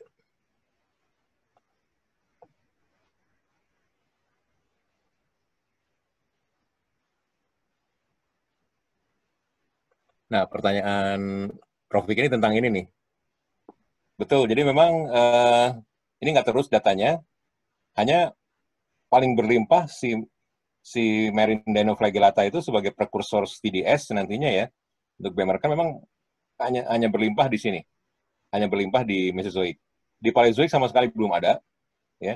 Nah, sayangnya memang di grafik ini, saya juga mencari grafik yang lain sebenarnya, udah berusaha sampai ke tersier, kebetulan nggak ada. Hanya di beberapa teori itu dia memang ada di tersier, tapi dia juga berkurang, ya. Itu kurang sampai dari 50 sampai ke 25 lah kira-kira persennya dibanding persen ini ya. Ada di tersier tapi dia berkurang. Mungkin kalau saya bikin grafiknya kira-kira seperti inilah modelnya. Nah, jadi kalau misalnya kita menemukan indeks yang cukup banyak, di mana data ini kan kalau kita lihat kan datanya sampai 80% nih indeksnya ya. Nah, itu menunjukkan memang dia lower Cretaceous gitu dari data itu ya. Terus, nah itu kembali ke yang tadi, kita nggak hanya dari TDS, dari oleanan, kemudian juga dari data-data yang lain, dari tektonik juga kita deketi gitu ya. Akhirnya memang kita berkesimpulan itu dari lower Cretaceous gitu. Jadi di tersier ada, hanya nggak seberlimpah di Mesozoic, itu jawabannya. Masih sama-sama Marine Dinoflagellata. Jadi ini masalah keberlimpahan saja, keberlimpahan biota gitu ya pada saat ini. Nah kemudian kalau yang tadi yang Rofik komentari itu kan itu memang sumur-sumur yang lama gitu, sumur-sumur yang lama yang memang tidak ditujukan untuk mencari yang lower Cretaceous source rock. Jadi artinya kalau mau kalau saran saya ya kita lari ke South Makassar di mana seismik yang dalam itu menunjukkan di situ ada sedimen yang cukup tebal gitu ya. Terus kalau dari source rocknya sendiri kan dari oilnya sendiri kan belum optimum matangnya lah 1.0 RO-nya kan. Artinya tidak ada isu over maturity. Mestinya sedimen di atasnya pun tidak metamorf gitu ya. Masih sedimen di atasnya. Misalnya umur latest Cretaceous masih seperti itu. Hanya begini, kebetulan kita tahu ya di Indonesia Barat itu termasuk di Selat Makassar itu atau di Jawa Timur, kita di antara late Cretaceous dengan Tertiary kan ada banyak collision kan. Sebenarnya teran-teran itu juga collisionnya di mid Cretaceous gitu sebenarnya. Nah, jadi kita emang harus posisikan benar nih, ya. Harus posisikan benar di mana nih kalau kita mau misalnya nggak apa-apa seismik dulu aja karena kita kan belum punya seismik yang agak detail kan. Nah, seismik dulu, terus nanti kita interpretasikan, nanti kita bisa tentukan harus di mana kita menyerang prospek yang Mesozoic ini gitu. Karena harus diingat ada peristiwa tektonik collision di mid Cretaceous kalau dari paper yang saya tadi 2014 itu. Artinya bisa saja di situ terjadi metamorfismnya gitu. Nah, tapi kan nggak seluruhnya termetamorfism, ada daerah-daerah yang masih terlindung ya di belakangnya. Itu yang mungkin kita akan targetkan. Jadi kita pelajari dulu, kita tafsirkan seismik yang baru itu, kemudian nanti kita reposisikan area mana yang harus didetailkan lebih jauh. Kira-kira gitu, Rofi. Baik, terima kasih Pak Awang. Ya. Baik, terima kasih Pak Awang atas jawabannya. Berikutnya dari Mas Yudis, silakan. Ya, terima kasih kesempatannya, Ricky Tampu. Selamat malam Pak Awang. Wah, menarik sekali Pak webinarnya. Yudis, ya. Salam kenal Pak, nama saya Yudis, alma mater saya juga dari Unpad, sama seperti Bapak. Okay. Tentunya saya juga sering membaca publikasi Bapak sebagai referensi. Nah, pertanyaan saya Pak, dalam slide ini pertanyaan saya terkait dengan ini Pak, implikasi dari biomarker dan geokimia. Dalam slide presentasi Bapak terakhir yang tentang 4G analysis dalam petroleum system, mungkin Bapak bisa tunjukkan, silahkan. Ini kan juga biasanya diaplikasikan atau dikerjakan Pak ya dalam petroleum basin modeling atau pemodelan geologi petroleum gitu Pak. Ya. Dan disimplified prosesnya dengan wujud petroleum system chart gitu Pak. Nah, dalam petroleum system chart itu ada yang namanya critical moment Pak. Nah, pertanyaan saya simpel Pak, menurut pandangan atau pengalaman Bapak, apakah arti dari critical moment itu Pak? Apa itu artinya waktu yang tepat untuk minyak expel, migrasi, lalu terpreserve di reservoirnya? Atau menurut Bapak bagaimana Pak? Ya, di sini saya nggak ada itunya ya, si petroleum system event chart. Iya, Ya, critical moment dalam pemahaman saya itu gini, dia sudah waktu cukup untuk masuk oil charging ke dalam akumulasi trap. Jadi udah cukup trapnya gitu, baru terjadi preservation di situ. Kalau misalnya banyak sih yang upload critical moment itu sebagai waktu yang baru expel gitu ya. Saya pikir itu nggak terlalu penting kalau kita menaruh waktu di situ. Jadi kita harus lihat gini, karena gini banyak juga yang menaruh misalnya pada saat di time of generation itu udah langsung aja kita plot ininya critical moment. Kalau saya kasih jarak dulu, kasih jarak waktu beberapa saat, walaupun waktunya nggak terlalu bisa terkontrol ya kapan ininya. Jadi pengertiannya gini, critical moment itu pada saat cukup volume migrated hidrokarbon masuk ke dalam trap. Nah, habis itu baru mulai terjadi preservasi. Jadi di situ ininya. Jadi dia tuh ada di gate itu. Di gate antara cukup volume hidrokarbon masuk ke dalam trap, baru terjadi preservasi. Itu yang saya anggap sebagai critical moment. Oh, jadi memang tidak ada range-nya secara publikasi gitu Pak ya? Range-nya nggak ada, hanya secara teoretikal, ini nggak ada slide yang mendukung ya. Jadi secara teoretikal gini, seperti yang tadi saya komentarkan di terakhir ya. Ya Pak. Source rock itu pada saat masuk ke oil window itu tidak langsung segera menghasilkan hidrokarbon. Dia harus punya waktu dulu transformasinya dari kerogen dan lain-lain sampai kira-kira yang sering dipakai sebagai rule of thumb itu 40%. Jadi ada 40% dari volume source rock di dalam source rock sudah jadi dulu hidrokarbon. Ya, nah si 40% ini nanti akan menekan source rock-nya itu. Nah si source rock itu kan nanti akan retak-retak gitu, microfracturing. Karena kan jenuh kan, pada saat source rock itu dia sudah terpanaskan, dia akan jenuh banget. Nah kemudian dia akan mendesak si source rock-nya sendiri. Karena perubahan dari kerogen menjadi oil itu akan jenuh source rock-nya. Dia tertekan gitu, dia stres banget si source rock-nya sendiri kan. Makanya dia kalau misalnya punya interbed pasir atau limey gitu ya, limey materials, dia di situ akan membuat fracturing, microfracturing. Nah, keluarlah baru di situ. Nah, itu butuh waktu kan. Makanya tadi saya bilang yang lebih penting itu bukan kalau kita bikin section, bukan source rock sudah ada di oil window, tapi berapa lama si oil itu sudah masuk ke dalam oil window itu. Nah, sayangnya di sini tidak ada waktu range berapa, tergantung kekayaan source rock-nya. Makin kaya source rock-nya, makin cepat mencapai threshold 40% untuk terjadi expel. 40% generated, baru expel. Nah, expel pun, dia harus masuk dulu ke dalam trap kan. Jadi dia harus cukup waktu lah. Makanya saya menaruh critical moment itu bukan di time of start of generation, tapi saya kasih waktu dulu, agak beberapa lama gitu. Walaupun saya agak kualitatif dalam hal ini ya, menaruhnya, karena kan harus dilakukan transformasi rasio dan lain-lain gitu ya. Tapi intinya tidak langsung diplot di awal generasi aja. Agak masuk dulu ke waktu yang agak lama. Nah, kalau kita pakai waktu, saya sering pakai 5 juta tahun itu waktu minimal lah. 5 juta tahun kalau misalnya range-nya rata-rata si source rock resistance-nya ya, 5 juta tahun supaya dia mulai penting, ada generasi dan mulai expel. Kan yang penting itu bukan generasi petroleum di dalam source rock, tapi expel petroleum keluar gitu kan. Kita mau mengerjakan migrated hidrokarbon kan, bukan hidrokarbon di dalam source rock-nya gitu. Betul, memang sekarang ada pekerjaan source rock yang dibor gitu. Itu kira-kira Yudis ya. Ya, karena kalau yang publikasi yang beberapa, apalagi tentang Western Indonesian Basin, Jawa, Sumatera itu biasanya menaruh semua itu di critical moment di 5,3 atau miopliocene itu.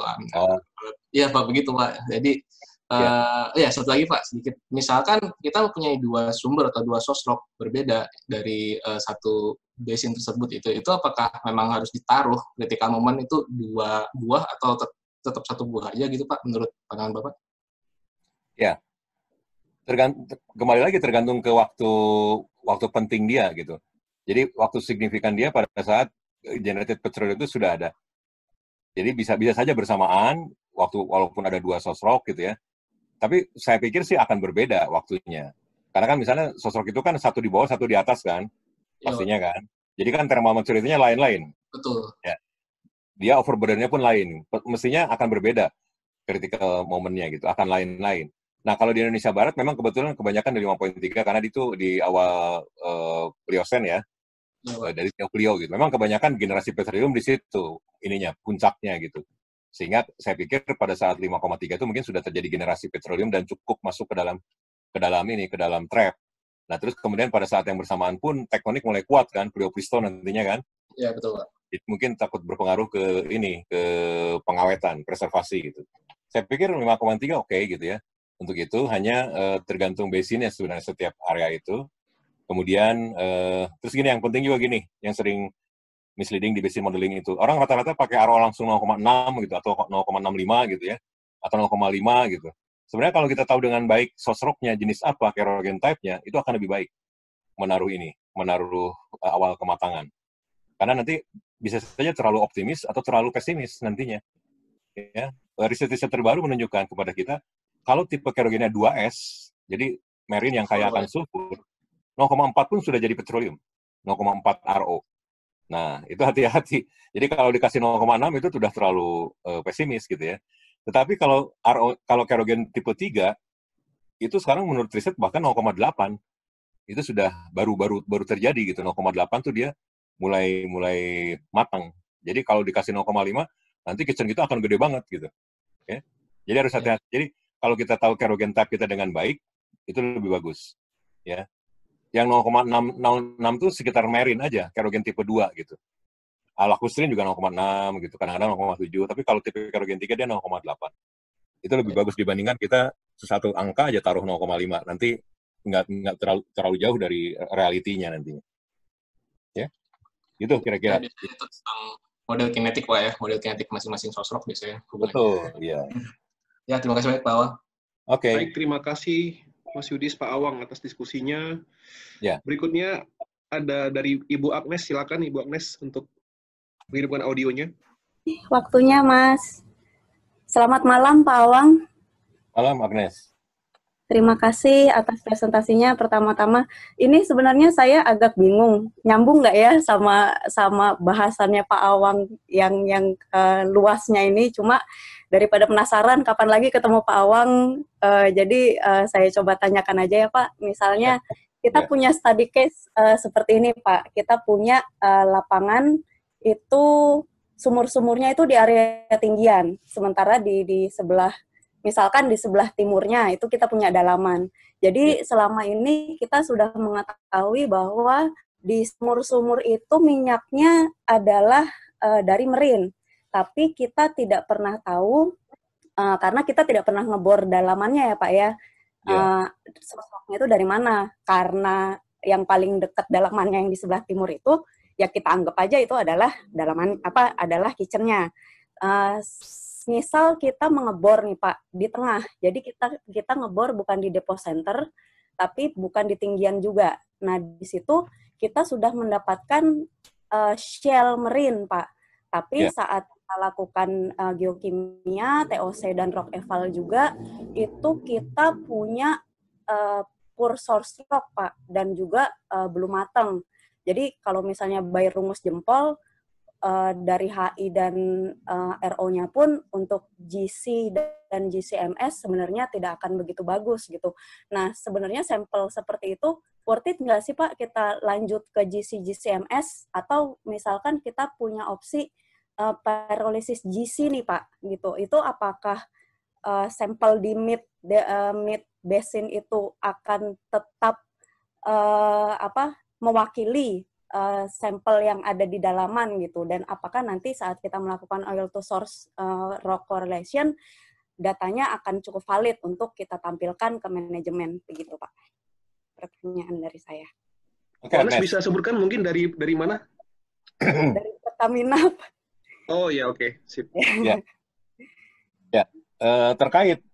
Jadi ini pertanyaannya terkait sekali. Jadi bukannya terkait. Baik. Jadi yang Agnes tanyakan itu lebih ke source geochemistry ya.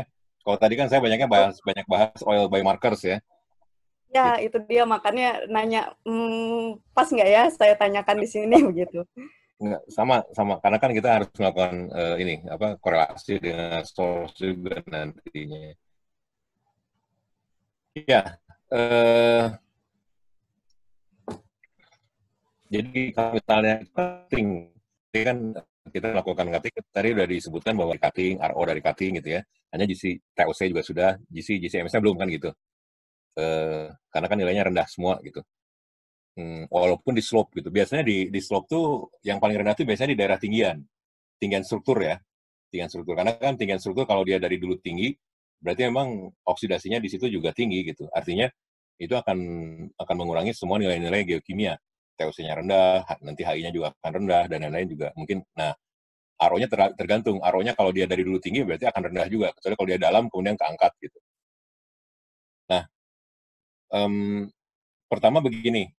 Ini kalau kita mau tahu karakter source rock kita di dalaman, satu-satunya cara memang harus dengan oil biomarker gitu.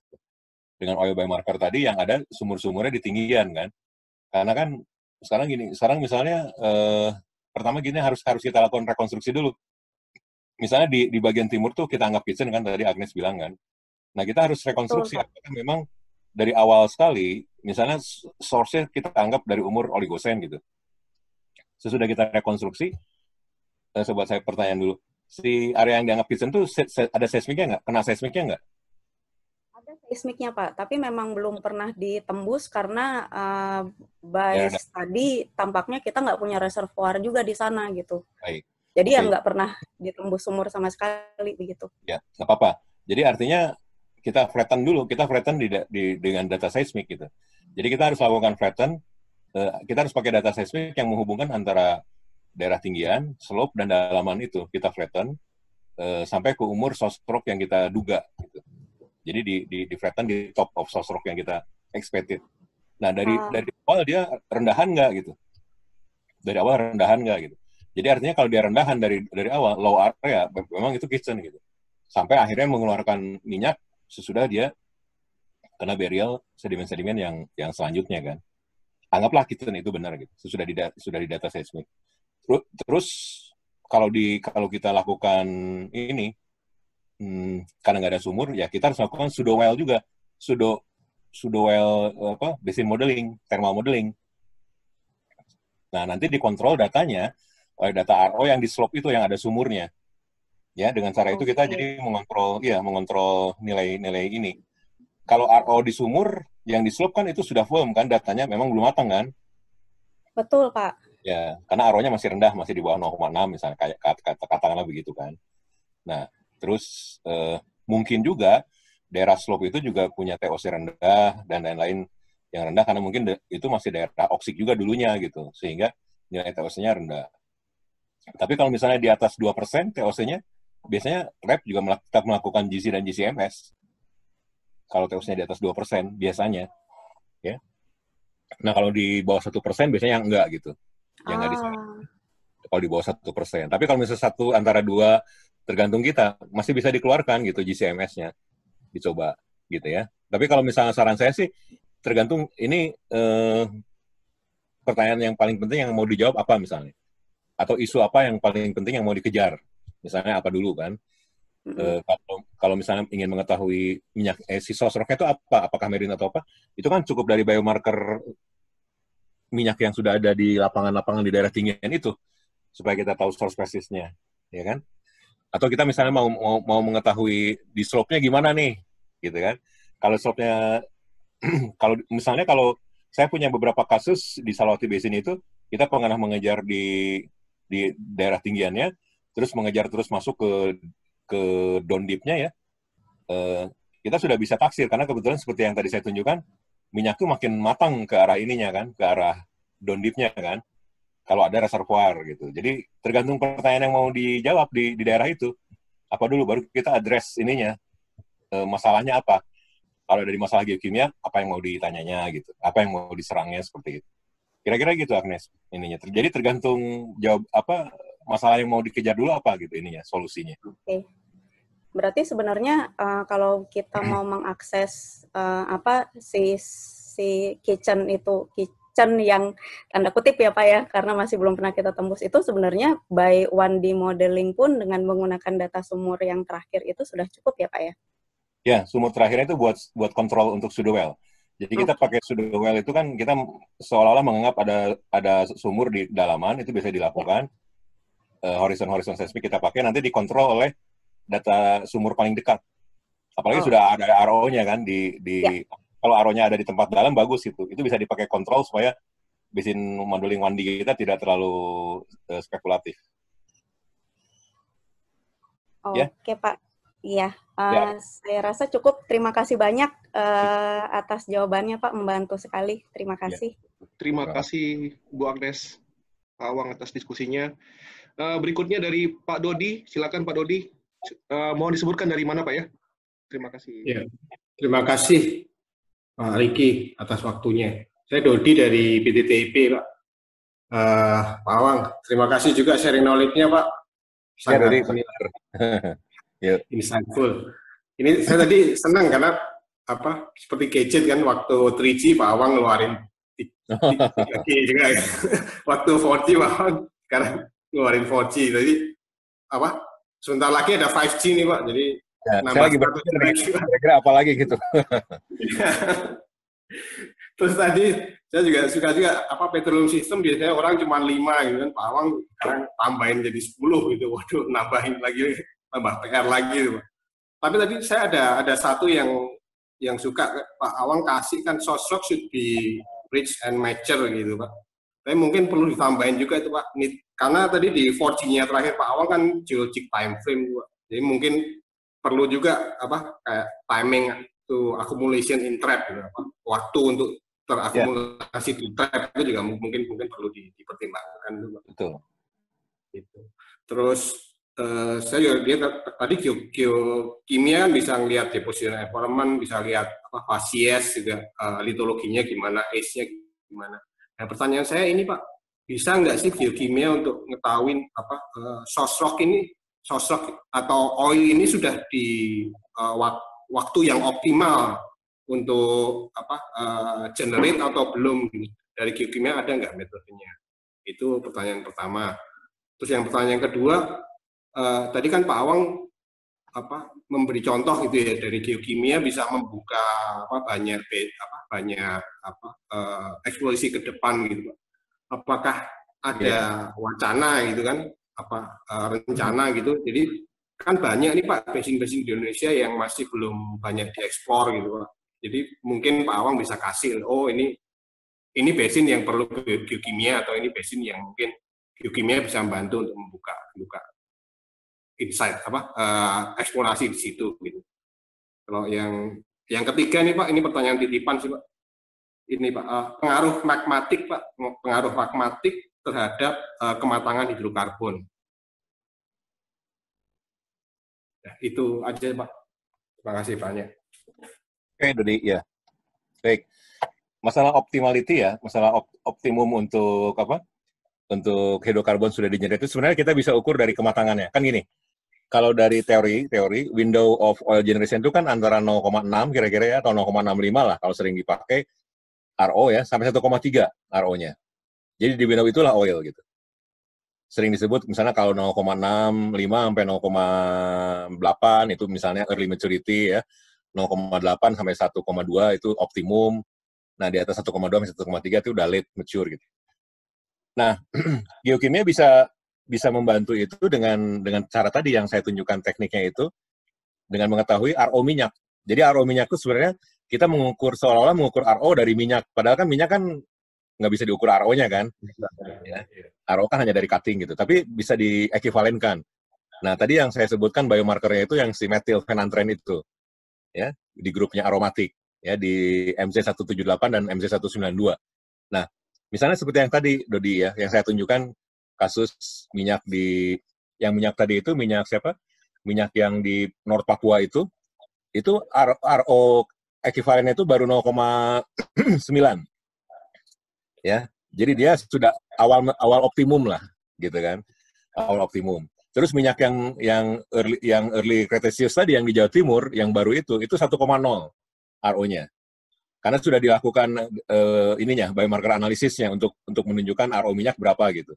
Nah, jadi kita bisa berpikir di situ ini sudah optimum atau belum gitu ya. Atau kita masih punya chance untuk mendapatkan gas atau enggak gitu di bawahnya itu kan. Ya karena kan gas kan lebih tinggi lagi RO-nya. Jadi dari situ bisa menolong Dodi ya dengan mengetahui maturity minyak gitu. Misalnya tapi juga bisa menolong kita untuk terlalu kecil kalau gini. Contohnya Selat Makassar. Kaluku itu yang tadi saya tunjukkan ada minyaknya ya, yang ditemukan oleh di bloknya Kuma itu 0,68 RO-nya, RO ekivalennya. Itu kan masih awal matang kan. Nah, awal matang itu akan berimplikasi bahwa volumenya nggak akan banyak. Kan baru awal matang. Ya kan? Jadi dia yang ngisi trap itu baru sedikit gitu. Baru sedikit. Nah, supaya kita dapat yang lebih banyak, waktu itu saya sarankan sih ke operatornya bergerak lebih dalam ke daerah timur waktu itu, karena di timur kan lebih terpendam lagi kan, burialnya lebih banyak gitu. Nah, di situ kita manfaat mengetahui kematangan minyak itu bisa menolong kita untuk menentukan ini sudah optimal generation dan migration belum di situ, gitu ya. Jadi misalnya kalau kita mendapatkan minyak dengan RO 1.0, berarti daerah situ sudah oke. Berarti kan dia lagi optimum generation, artinya dia sudah cukup waktu, apalagi yang saya tadi kasuskan itu, yang Jawa Timur, yang minyak lower Cretaceous, 1.0. Jadi mengetahui nilai RO calculated 1.0, terus kemudian oleh kawan-kawan dilakukan basin modeling dengan 1.0 itu. Ternyata generasinya itu di Miocene. Nah, dengan mengetahui generasi di Miocene, kira-kira 10 juta tahun yang lalu. Nah, kalau 10 juta tahun yang lalu, artinya kan itu sudah cukup waktunya gitu. Ke sekarang itu. Artinya, kalau kita punya available trap di bawah itu, akan terisi dengan cukup baik secara volumetrik. Kan gitu kan, ini implikasinya kan. Karena mereka sudah matang dari Miocene gitu. ya. Yang neogen aja seperti kasus ini, kayak Tangguh Abadi itu kan baru terisinya kira-kira di sekitar Pliocene baru terjadinya, sesudah Kolisen. Itu aja udah luar biasa banyak gitu ya, apalagi yang dari Miocene gitu kan. Di situ Dodi, bagaimana geokimia bisa membantu ke masalah optimality dari generation of petroleum dan migrasinya. Ya, itu yang pertama. Ya. Yang kedua betul, itu bagus sarannya ya. Saya belum lakukan itu. Basin-basin di Indonesia mana gitu yang bisa dipelajari secara geokimia. Saya belum menyentuh secara regional dan sistematik gitu ya untuk seluruh basin-basin. Betul. Bahkan sebenarnya saya sudah cukup lama sih saya melakukan pekerjaan geokimia di mana-mana di basin-basin Indonesia. Sebenarnya bisa sih disusun seperti itu ya. Tingkat kematangan evaluasi geokimia misalnya gitu ya. Misalnya untuk Sentral Sumatera, oh ini udah fully studied dan lain-lain. Delta Mahakam juga sudah fully, tapi misalnya Outer Arc, Four Arc Basin di Sumatera atau bahkan di North Papua akan sedikit. Itu bagus saran Dodi ya. Jadi artinya dan kira-kira bisa menyenangkan kira-kira apa metode geokimia apa gitu yang bisa menolong gitu ya. Membantu untuk meningkatkan maturity exploration di situ ya, supaya nanti tingkat ininya nggak terlalu spekulatif gitu ya, karena kan geokimia kan lebih eksak kan, artinya kita bisa lebih mendekati masalah itu. Bagus sarannya. Coba nanti saya ini kan saya punya cukup banyak waktu lah jadi untuk lihat lagi kan data-data seperti itu. Nah, siapa tahu kayak di Bone atau di Gorontalo atau di itu kan menarik kan, mungkin geokimia bisa bantu gitu. Betul gitu.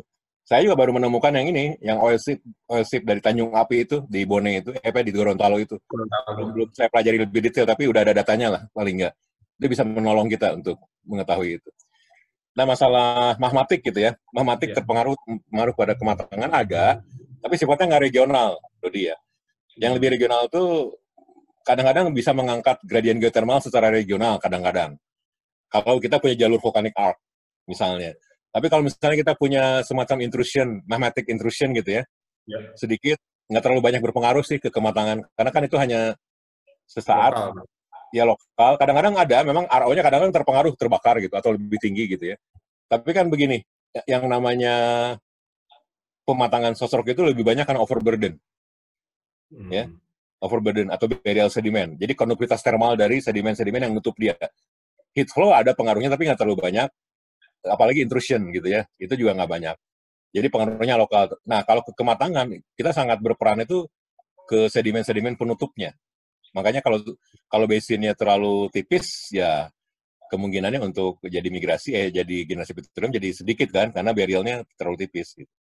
Lebih ke situ, Dodi. Jadi magmatik ada, hanya lokal sekali sifatnya, dan nggak terlalu signifikan untuk pematangan batuan induk secara keseluruhan. Terima kasih. Kecuali volcanic arc bisa ngangkat gradien geothermal secara regional, bisa terjadi kadang-kadang. Ya, Dodi, gimana? Satu lagi Pak, maaf nambahin dikit. Untuk tadi kan ada pertanyaan tentang preservation segala macam. Tadi Pak Awang juga udah menjelaskan. Ada nggak bedanya ya Pak ya, oil yang misal secondary atau trap. Jadi oil yang sudah di leakage gitu loh ke trap yang lain juga. Ada bedanya nggak ya Pak ya? Oh, gitu. Saya nggak punya kasus seperti itu dan juga mungkin agak susah. Apakah dia leakage dari tempat lain atau enggak gitu ya? Agak susah. Porong itu Pak, Jawa Timur kayak di Porong itu kan dia leakage yang ada satu lagi yang dia nggak berubah sih. Saya kira ya kalau kasus Porong saya tahu ya, ada leakage dari ini masuk ke Bunut ya. Atau ke Kucangan vulkanoplastik dari Ngimbang ya kira-kira kan, atau dari tempat yang lain. Nggak terlalu berpengaruh, hanya mungkin kadang-kadang dia bisa mengalami alterasi karena kan masuk ke tempat yang lebih dangkal kan. Ya. Kalau karakter minyaknya awalnya sebenarnya kontak minyak terhadap jalur migrasi atau jalur perpindahan dia sih nggak terlalu banyak mempengaruhi jenis minyak. Tapi kalau misalnya dia pindah ke tempat yang lebih dangkal, artinya kemungkinan terbiodegradasinya lebih besar. Karena kan biodegradasi itu akan terjadi kalau temperatur reservoirnya di bawah 80 Celcius. Bakteri hidup di situ kan. Jadi bisa terinikan. Tapi kalau awal minyak yang pindah itu awalnya mestinya nggak banyak berubah. Kalau dia hanya lewat migrasi media fault misalnya kan. Jadi nggak terlalu banyak berpengaruh ininya. Hanya kemungkinan sesudah dia pindah apalagi ke tempat dangkal, apalagi misalnya reservoirnya kemudian tersingkap atau dia terlalu dangkal, ya kemungkinan terbiodegradasinya jadi lebih besar gitu. Tapi saya belum pernah meneliti kasus leakage pindah kemudian bagaimana sifatnya, belum pelajari, hanya secara teoritis kayak gitu kelihatannya. Oke Pak Awang, terima kasih. Ya, Dodi. Mantap Terima kasih sekali. Mas Dodi. Terima kasih Pak Riki. Masih diskusinya. Berikutnya dari Bapak Ardian. Silakan. Terima kasih Mas Riki. Selamat malam Pak Awang. Suaranya Pak bisa disinikan lagi Pak? Ya, Ardian ya. Ya Mas, Pak Awang. Ya, okay. Saya Ardian Abisantosa dari Pertamina juga Pak. Ya. Pertanyaan saya ada 2 deh Pak, tapi mungkin ya ini banget Pak, basic sekali ya Pak ya. Yang pertama, apakah properties batuan itu akan pengaruh Pak ke sampel geochemistry kita Pak? Jadi misalnya tight rock akan berbeda hasilnya dengan yang katakanlah lebih bagus propertiesnya gitu Pak. Nah kemudian pertanyaan yang kedua, tadi saya tertarik tuh Pak tentang outliers data geochemistry sampling Pak. Nah itu kan tadi ada informasi bahwa data-data outliers itu mungkin akan dipinggirkan gitu ya Pak ya. Kita akan memilih data yang lebih reasonable gitu ya Pak. Nah, itu faktor-faktor yang perlu dipertimbangkan dalam pengambilan sampel sendiri, sehingga kita bisa mendapatkan confidence level yang lebih tinggi itu, kira-kira rekomendasinya faktor apa aja ya, Pak? Terima kasih, Pak Awang. Itu aja pertanyaan dari saya, Pak. Baik, oke. Ardian ya. Ya, properties batuan itu hampir nggak mempengaruhi karakter minyak ya. Seperti yang tadi saya jawabkan buat pertanyaan Dodi itu, misalnya satu lapangan bocor terus pindah ke lapangan yang lebih dangkal gitu lewat fault, itu kan sebenarnya kan lewat batuan kan, lewat butiran juga gitu, lewat sama aja seperti migrasi lewat butiran minyak juga kan, karena kan minyak itu kan juga lewat banyak macam-macam gitu ininya, lewat carrier bed kan, di carrier bed kan dia banyak ada ketemu formasi tight, ada yang ketemu formasi poros di sepanjang carrier bed dia kan, dari kitchen ke trap, tapi dia nggak terlalu berpengaruh. Artinya kalau kita punya minyak marine di kitchen, di trapnya pun akan marine gitu.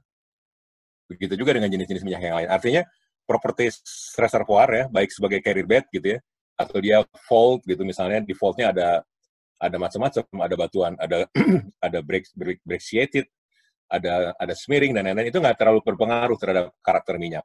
Jadi bisa dibilang nggak terlalu berpengaruh lah properties reservoir. Jadi masalah tight dan porous pun nggak terlalu berpengaruh terhadap sampel minyaknya. Itu yang pertama.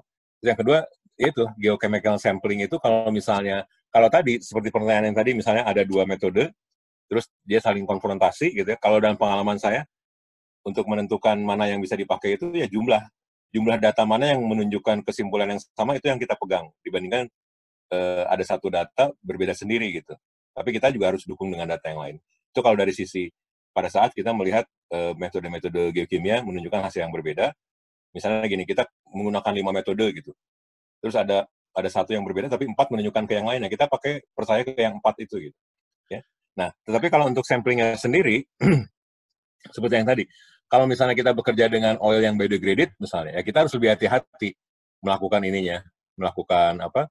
analisisnya, ya, supaya kita tahu, oh ini minyak yang sudah terubah gitu, yang udah altered, ya. Jadi artinya juga kita harus lebih hati-hati. Kemudian juga kita harus memakai data-data yang metode-metode yang memang sudah lebih bagus dan lebih tahan terhadap biodegradasi kan ada tuh ya. Terus kemudian itu ya paling kalau untuk masalah sampling itu. Oh ya, misalnya gini, kadang-kadang untuk cutting juga kita harus melihat nih. Kadang-kadang misalnya kalau sumur kita dibor dengan oil based mud ya, sebenarnya kan kalau di prosedurnya geokimia itu si klien itu harus ngasih tahu bahwa ini dibor dengan melakukan dengan lumpur oil based mud gitu. Nah nanti lebih bagus lagi kalau misalnya kita dapat sampling dapat markernya ya, gitu. Jadi jenis lumpurnya itu dikasih tahu ke lab, karena di lab itu nanti akan cara membersihkannya sesuai dengan lumpurnya. Jadi kita harus, karena pernah kejadian sudah dicuci nih, karena sudah dikasih tahu ini oil based mud gitu, terus dicuci kan. Memang itu prosedurnya gitu, dicuci supaya nanti minyaknya nggak ikut gitu di dalam sampel itu kan. Sudah bersih, tapi kok masih menunjukkan itu pada saat dilakukan GC dan lain-lain itu ngaco semua gitu. Akhirnya ketahuan memang dia bukan pakai lumpur oil based mud dengan jenis yang tertentu yang biasa dipakai kebanyakan gitu. Sehingga lab juga menyediakan pensucinya yang tertentu kan. Akhirnya dicari data, oh ternyata lumpurnya ini. Nah, baru dikasih tahu ke labnya, oh ternyata emang bukan pensucinya itu nggak cocok sama oil based mud gitu. Nah, jadi hal-hal itu harus diketahui lebih baik. Kita malah melengkapi si lab kita itu dengan ini oil based mud jenisnya ini, formulanya ini kan bisa dicari kan dari mud engineer yang dipakai waktu itu kan. Nah, artinya nanti lab akan melakukan analisisnya lebih baik ya, karena mereka tahu dengan pasti bahwa ini oil based mud dan jenis lumpurnya ini. Kira-kira gitu, Ardian. Baik Pak, tadi saya tertarik juga Pak melanjutkan pertanyaan tentang yang pertama Pak, yang masalah perbedaan antara komposisi GC sampel Pak, hasil analisisnya. Itu kalau misalnya kita bandingkan misalnya dengan data gas dari mud logging ya Pak ya, pada saat drilling, itu kan komposisi gasnya juga emang akan sedikit banyak berubah ya Pak ya, terhadap misalnya satu zona ke zona lain gitu Pak ya. Nah, kira-kira kalau kita bicara geochemistry sampling itu rentang perbedaannya tuh dalam umur tuh kira-kira apakah signifikan ya Pak ya? Antara misalnya kita ngambil source rock, kita mau evaluasi terhadap sampel contoh oil yang di formasi atasnya itu Pak. Apakah kita bisa katakanlah ambil sampel di source rock-nya, kemudian satu reservoir yang paling atas, atau kita akan bisa mengharapkan variasi gas geochemistry tersebut dari source rock sampai ke reservoir yang paling atas misalnya gitu Pak? Ya, itu sangat tergantung geologinya. Ya, sangat tergantung geologi di area di mana sumur itu dibor. Ya, akan sangat menentukan. Begitu juga dengan gas mud gas logging ya. Mud gas logging juga kadang-kadang kan dia bikin gas ratio kan dari mud gas datanya itu. Betul. Itu juga sangat dipengaruhi gitu. Begitupun dengan pekerjaan geochemistry. Pekerjaan geochemistry juga akan sangat ditentukan oleh geologinya. Kalau geologinya misalnya variasinya cepat sekali berubah-berubahnya ya batuannya, misalnya dari karbonat marine masuk ke mudstone gitu, terus masuk ke terrestrial delta, itu akan variasi banyak banget gitu. Jadi bergantung geologinya. Jadi nggak ada ketentuan harus berapa banyak sampling dilakukan. Kalau memang bervariasi ya kita masing-masing punya lah representasi dari setiap intervalnya itu supaya kita bisa melakukannya dengan lebih pas gitu ya. Kalau misalnya semuanya sama ya kita representasi aja beberapa kedalaman tertentu gitu. Nah, ya keunggulan mud gas logging itu kan dia lebih sifatnya lebih continuous pengukurannya kayak logging kan. Betul. Ya. Jadi kita bisa lihat gas rasionya. Hanya itu kan gas-gas sebentar yang keluar pada saat sumur dibor kan. Nah, nanti pada saat kenyataannya kayak gini, kita dengan data gamma ray gitu ya, densitas dan lain-lain, itu bisa dipakai untuk analisis source rock. Wireline log juga bisa dipakai untuk analisis source rock, baik untuk kematangan maupun untuk kekayaan source rock-nya. Nah, karena memang bisa menunjukkan itu gitu. Nah, itu cukup bagus karena pengukurannya continuous kan. Tetapi tetap gap lab geochemistry nggak bisa ditinggalkan karena lab geochemistry itu mengukur realnya kan, real rock-nya. Walaupun dilakukan juga secara simulasi ya, seperti pyrolysis kan itu melakukan simulasi kan sebenarnya. Bagaimana source rock itu kira-kira kalau matang gitu. Jadi dikasih temperatur dimasukkan ke oven sampai 300, 400 gitu kan, baru keluar minyaknya gitu. Kalau di alam kan paling 100, 200, tapi kan di subsurface kan. Nah, tapi kita tetap butuh data itu, lab geokimia, ya, untuk melakukan data-data realnya gitu. Nah, kadang-kadang wireline log atau mud log gas bisa membantu untuk continuous, tapi tetap nggak bisa menggantikan geochemistry lab. Baik, Pak. Ya. Terima kasih banyak, Pak Awang. Ya, Ardian. Terima kasih, Pak, atas diskusinya, menarik. Berikutnya dari Bapak Wahyudi, silakan, Pak. Pak Wahyudi. Halo, Pak Wahyudi. Oh iya, oke. Ya, silakan. Terima kasih, Riki. Selamat malam. Selamat malam, Pak Awang. Malam, Pak Wahyudi. Selamat malam. Ya, terima kasih sekali. Ya, lanjut ya. Saya sudah hopeless nih, nomor 11 karena masih diberi waktu. Terima kasih, Rik. Teman-teman, terima kasih kesabarannya juga. Seandainya saya ketemu Pak Awang 23 tahun yang lalu, mungkin saya bisa ikut nih waktu Pak Awang pertama kali kerja. Karena waktu itu saya baru pulang setelah 4 tahun. Saya kerja di cuma saya di isotope, stable isotope. Stable isotope, oke. kawan saya yang di biomarker, yang di biomolekuler marker. Okay. Nah, saya sharing ini untuk metode sampling, Pak Awang. Kebetulan sampel yang saya pakai itu surface sediment di Northwest Pacific. Jadi untuk reconstruction climate change, untuk paleoclimate. Jadi itu cuma modusnya aja ya, tapi kegunaannya saya kira sama saja, cuma ini peruntukannya untuk rekonstruksi lingkungan gitu. Nah, untuk kebutuhan analisis untuk ekstrak biomarker itu betul-betul perlakuan terhadap sampel itu seperti tadi yang pertama Pak Awang sampaikan tadi, seperti orang pasien, maaf ini corona gitu. Jadi begitu saya pakai piston corer ya, piston itu terangkat ke deck, langsung disampling, dibelah, kemudian setiap 10 cm di-cut, langsung dimasukkan ke kontainer dengan aluminium yang sebelumnya sudah disteril dengan aseton gitu. Kemudian dimasukkan freezer. Jadi memang eksklusivitas atau keunggulan dari biomarker itu kan dia tidak akan mengalami alterasi oleh perubahan lingkungan sejak dia mati terekstrak dari organismenya itu sampai terawetkan, bahkan tadi Pak Awang bilang sampai 1 miliar tahun pun dia masih nggak akan berubah. Cuma yang harus berhati-hati itu kontaminasi, Bapak, teman-teman semua. Jadi waktu sampling itu memang jangan sampai ada material lain organik terutama yang masuk sehingga nanti mengacaukan. Tapi dalam hal ini untuk di migas saya tidak begitu paham apakah bisa betul-betul karakteristiknya itu betul-betul bisa dipisahkan atau tidak. Tapi saya ingin bertanya ini, kalau sejak minyak itu expel dari source, kemudian berjalan melalui carrier bed sampai ke traps atau bahkan seepage, bukankah itu sudah mengalami kontaminasi, Pak Awang? Jadi bagaimana bisa menentukan apakah biomarker itu nanti betul-betul dia origin dari minyak itu atau dari kontaminasi dari batuan yang dilewatinya? Itu kemudian tadi sudah saya tulis sebetulnya. Itu yang pertama. Yang kedua, ini tadi kalau tidak salah biomarker itu bisa mencirikan maturity.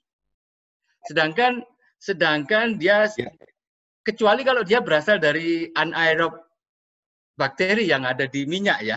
Tapi kalau dia itu berasal dari organisme yang mati kemudian sinking down, terpreserve dalam sedimen. Nah, sejak saat itu sampai kita ekstrak, dia kan tidak mengalami alterasi. Kemudian bagaimana bisa mohon dijelaskan ini dia sebagai penciri dari maturity dari minyak itu. Terima kasih, Pak Awang. Baik, Pak Wahyudi, terima kasih atas sharing pengalamannya ya, terutama untuk stable ash itu. Memang betul, Pak Wahyudi. Memperlakukan biomarker emang seperti begitu gitu, terutama seperti ini aja, seperti contohnya kalau saya ingat waktu masih jadi website geologis itu, pada saat kita ngebor cutting itu, sesudah lumpur pengeboran itu dimasukkan ke kaleng gitu ya, ke can itu cepat-cepat dikasih larutan bactericide gitu ya, untuk membunuh bakterinya gitu. Itu untuk mengurangi kontaminasi sebenarnya. Nah, kelihatannya gini Pak Wahyudi, kalau misalnya dengan minyak-minyak yang memang mengalir di carrier bed ya, kelihatannya banyak kontaminasi itu lebih banyak ke bakteri-bakteri yang ada di permukaan, Pak. Ya, sehingga pada saat dilakukan sampling biomarkernya itu cepat-cepat dikasih bactericide, jadi pembunuh bakteri gitu. Itu sudah normal prosedur pada saat kita sampling geochemistry, baik sampling di pengeboran maupun pada saat survei geokimia gitu. Misalnya kita mengambil, apalagi kalau kita ngambil sampel di short hole drilling gitu ya, di kedalaman-kedalaman, termasuk yang Pak Wahyudi tadi tunjukkan itu pada saat kita piston coring gitu kan, itu kan kedalaman paling berapa, paling 20 feet, 30 feet kan, dari seabed gitu ya. Betul, ya. Dari seabednya itu kan memang masih daerahnya bakteri realm kan, jadi harus cepat-cepat dimengerti. Nah, Kalau di bawah permukaan, kita bayangkan kalau di carrier bed itu kan sudah kedalaman yang jauh, bakteri udah nggak ada gitu. Jadi artinya kontaminasi dengan organic material itu hampir nggak ada, Pak Wahyudi. Ya, jadi semua kontaminasinya itu hanya dengan inorganic materials. Jadi batu pasir gitu ya, batu pasir yang tight atau karbonat yang tight gitu. Itu nggak terlalu berpengaruh terhadap karakter minyak, seperti yang tadi saya jawab buat pertanyaan kawan yang tadi itu. Sebenarnya kalau yang berpengaruh ke kontaminasi itu lebih banyak ke lingkungan-lingkungan organik ya. Dan itu biasanya jarang. Kan carrier bed itu kan biasanya di tempat yang dalam gitu. Sudah bukan area di mana terbanyak terjadi bakteri lah. Jadi biomarker itu memang dibawa dari sejak dia ada di area pengendapan sosroknya, biomarkernya itu. Bukan didapatkan di perjalanan pada saat migrasi, Pak Wahyudi. Karena memang di situnya sudah nggak ada biomarker gitu ya. Karena biomarker kan hanya di daerah yang organismenya yang ada, yaitu memang di daerah sosrok yang diendapkan dan dia matang. Kalau di carrier bed-nya itu semuanya inorganic material saja gitu. Nggak terlalu banyak berpengaruh terhadap kontaminasi biomarker, Pak, nantinya.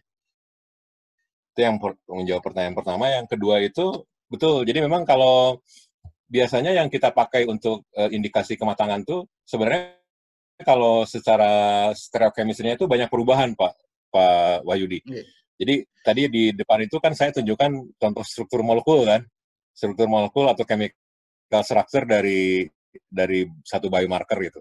Nah pada saat kan ada sedikit perbedaan tuh antara masih living organism, misalnya ada ikatannya, ada yang ikatan ganda berubah jadi ikatan tunggal gitu ya, atau ada beberapa gugus fungsi yang di pinggir-pinggir itu akan hilang gitu. Jadi sebenarnya pada saat biomarker itu mengalami si living organism atau zat organik itu mengalami pematangan, dia juga berubah, Pak Wahyudi ya, berubah.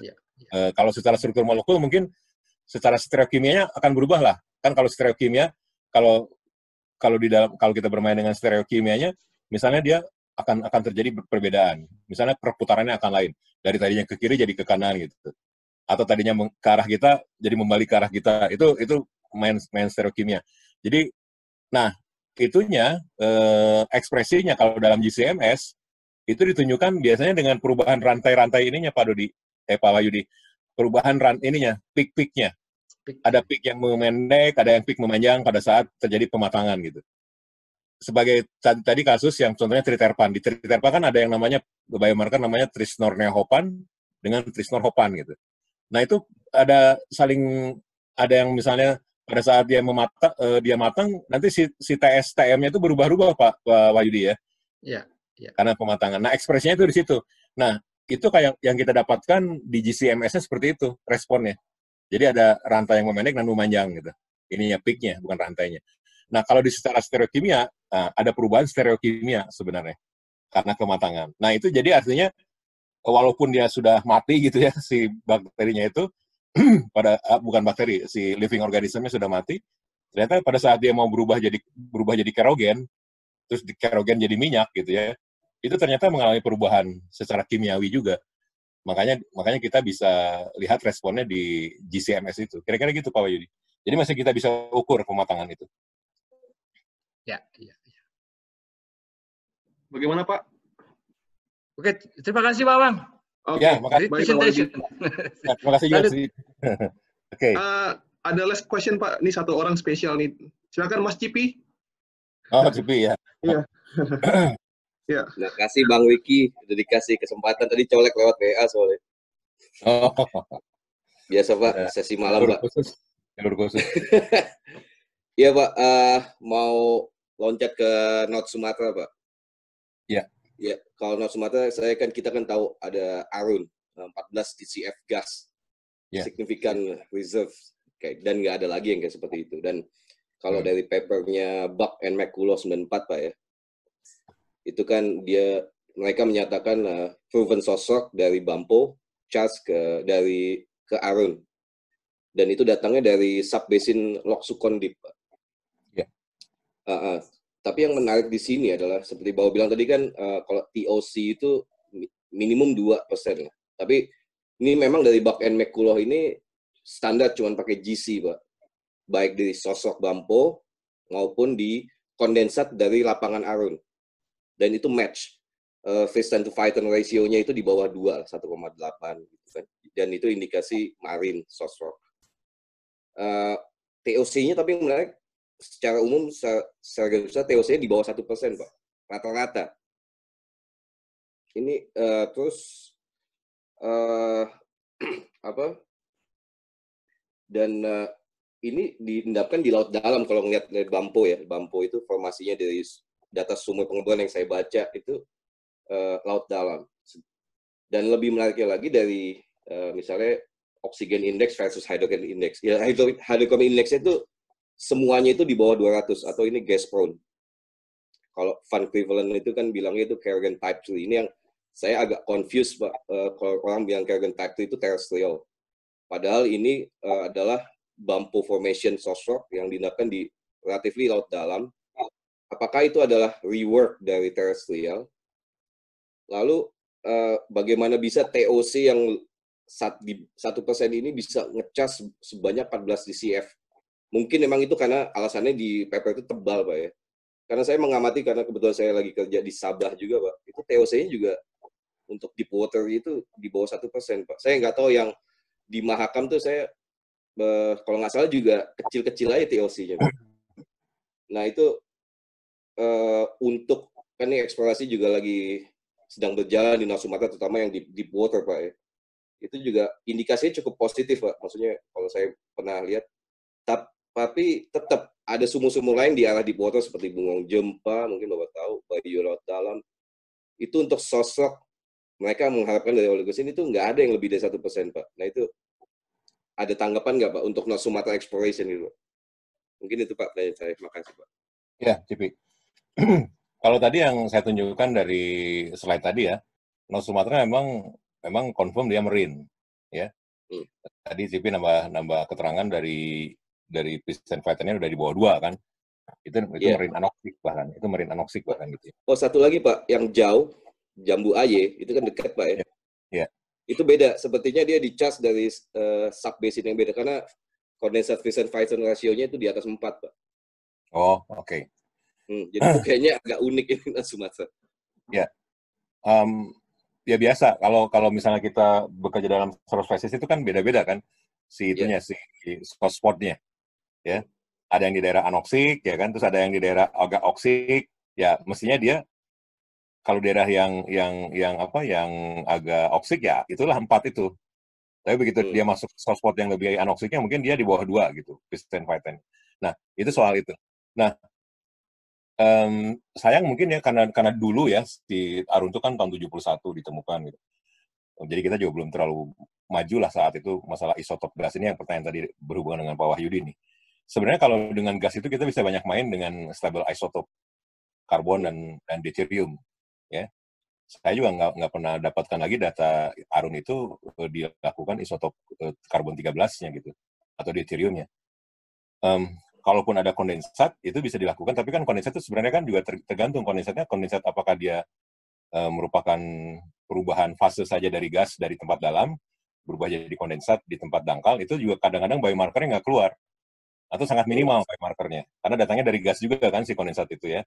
Kita harus bisa melakukan dengan GCM, SMS baru keluar kadang-kadang ya, nggak terlalu banyak. Nah sebenarnya kalau dengan isotop karbon 13 itu bisa diketahui historik gasnya dari Arun itu gitu, karena gini, yang namanya gas itu kan bisa 2, bisa dari gas prone kerogen dari tipe 3 kan, atau memang cracking dari gas oil.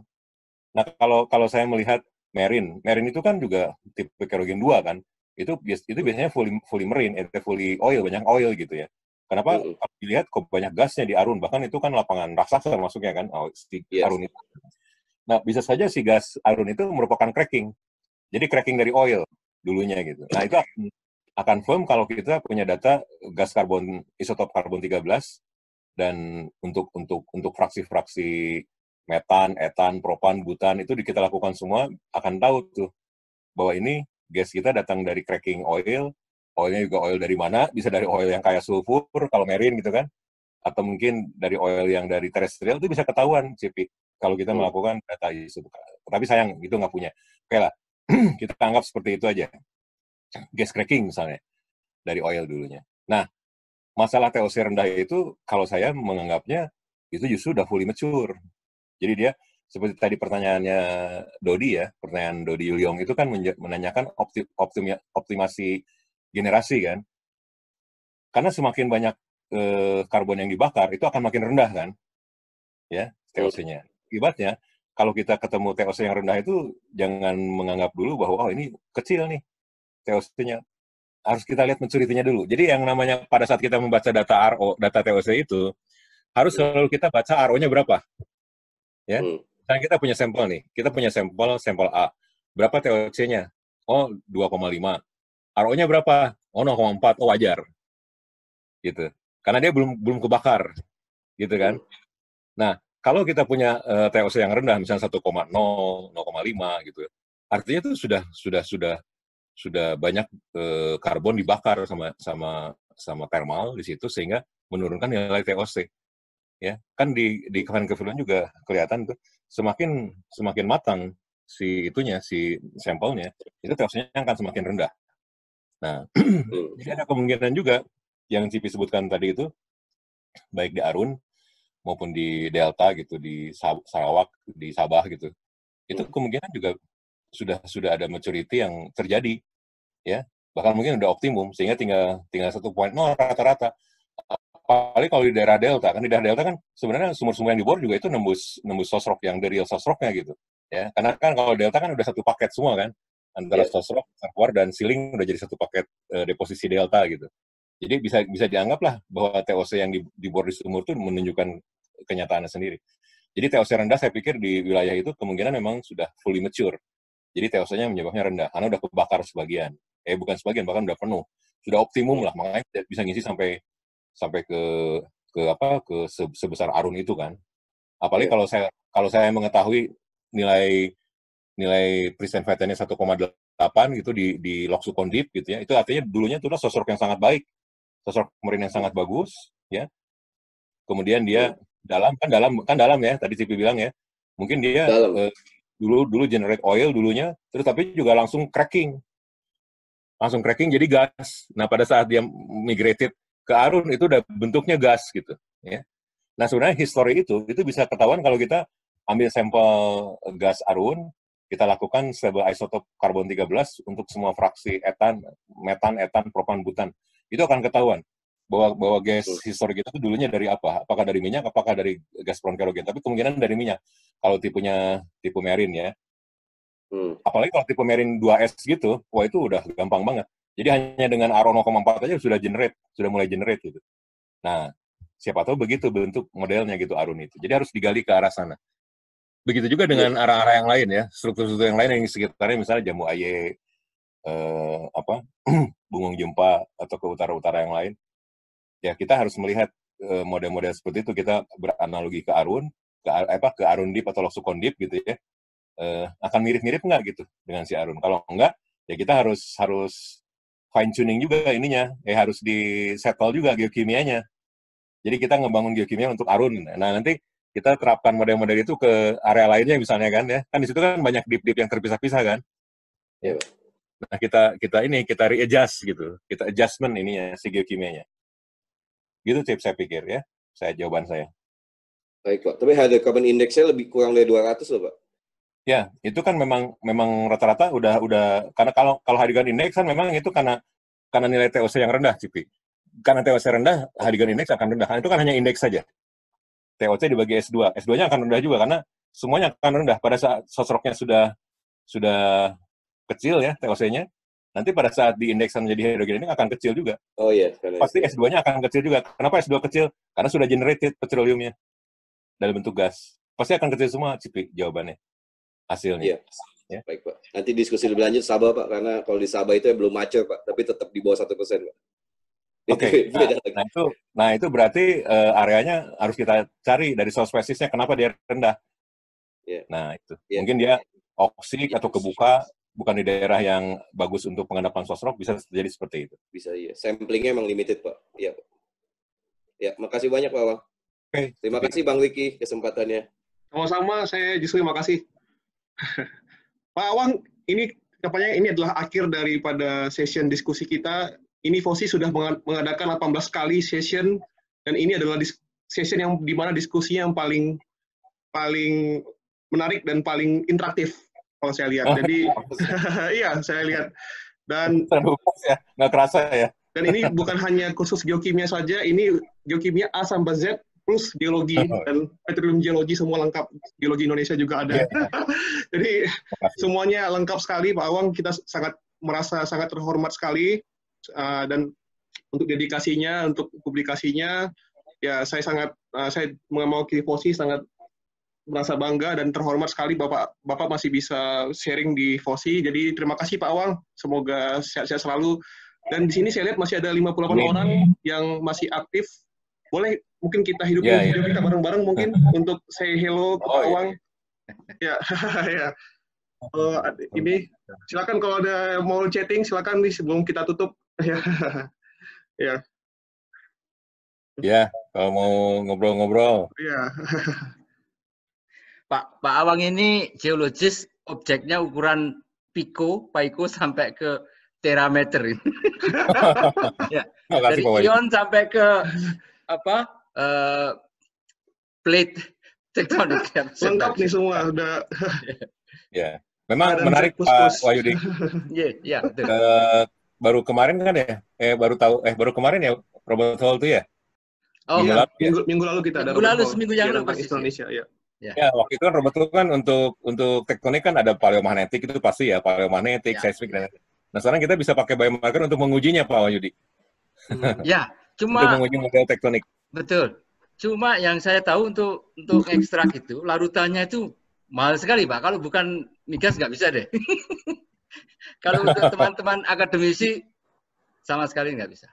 Untuk isu kita mungkin bisa beli ya di CMS atau mass spectrometer gitu. Tapi untuk operasional, untuk membeli nitrogen cair itu nggak mungkin. Nitrogen cair, helium, ya Pak ya, agak susah itu. Iya. Jadi itu harus industri migas, harus membantu ke perguruan tinggi maksud saya. Oh iya. Memang kebanyakan lab-lab geokimianya dihidupi oleh industri migas Pak, seperti Geoservice, Lemigas, Korlab itu. Ya. Perguruan tinggi akhirnya juga ngikutnya ke itu Pak, ke service company itu pada akhirnya. Iya betul. Ya. Kalau dari riset. Tapi di Surabaya itu ada perusahaan rokok, Pak. Itu memiliki GCMS dan mass spectrometer. Iya. Saya nggak ngerti itu. Menarik. Ya, menarik. Oke. Nampaknya saya harus end session dulu, Pak ya. Dan jangan lupa minggu depan kita ada John Warren tentang karbonat Southeast Asia gitu, dan 2 minggu ke depannya kita akan bahas tentang Timor, ada dari tim Charlton sama dari adik Darusman. Jadi itu mungkin dari saya. Melinda mungkin ada mau ditambahkan? Silakan, Mel. Pak Awang super Pak, as always apa yang dikasih pastinya very useful. Nanti untuk teman-teman yang nggak bisa hadir di Zoom-nya, karena tadi sempat hadir sama hampir 300 ya Pak, saya lihat pertama. Iya, ada 300 orang. Sampai jam 9 mereka masih maintain, dan sekarang kita masih punya 50 orang ya untuk stay di sini. Ya. Dan sebenarnya nggak berasa ya Pak, tadi saya pikir, masih jam 9 nih, kayak, wow ternyata udah 30. Saya nggak berasa diskusinya. Thank you Pak Awang, next time pasti kita undang-undang lagi Pak, di FOSI. Dengan topik yang berbeda-beda juga. Jangan bosan Pak Awang. Terima kasih banyak waktunya Pak. Dan happy weekend buat semuanya. Buat semuanya happy weekend. Dan sampai ketemu next week. Kita ada session yang lain lagi. Terima kasih Pak Awang. Terima kasih Pak Awang. Terima kasih semuanya. Terima kasih Pak Awang. Terima kasih semuanya. Assalamualaikum warahmatullahi wabarakatuh. Terima kasih Pak. Mohon Pak Awang. Ya, selamat malam semua.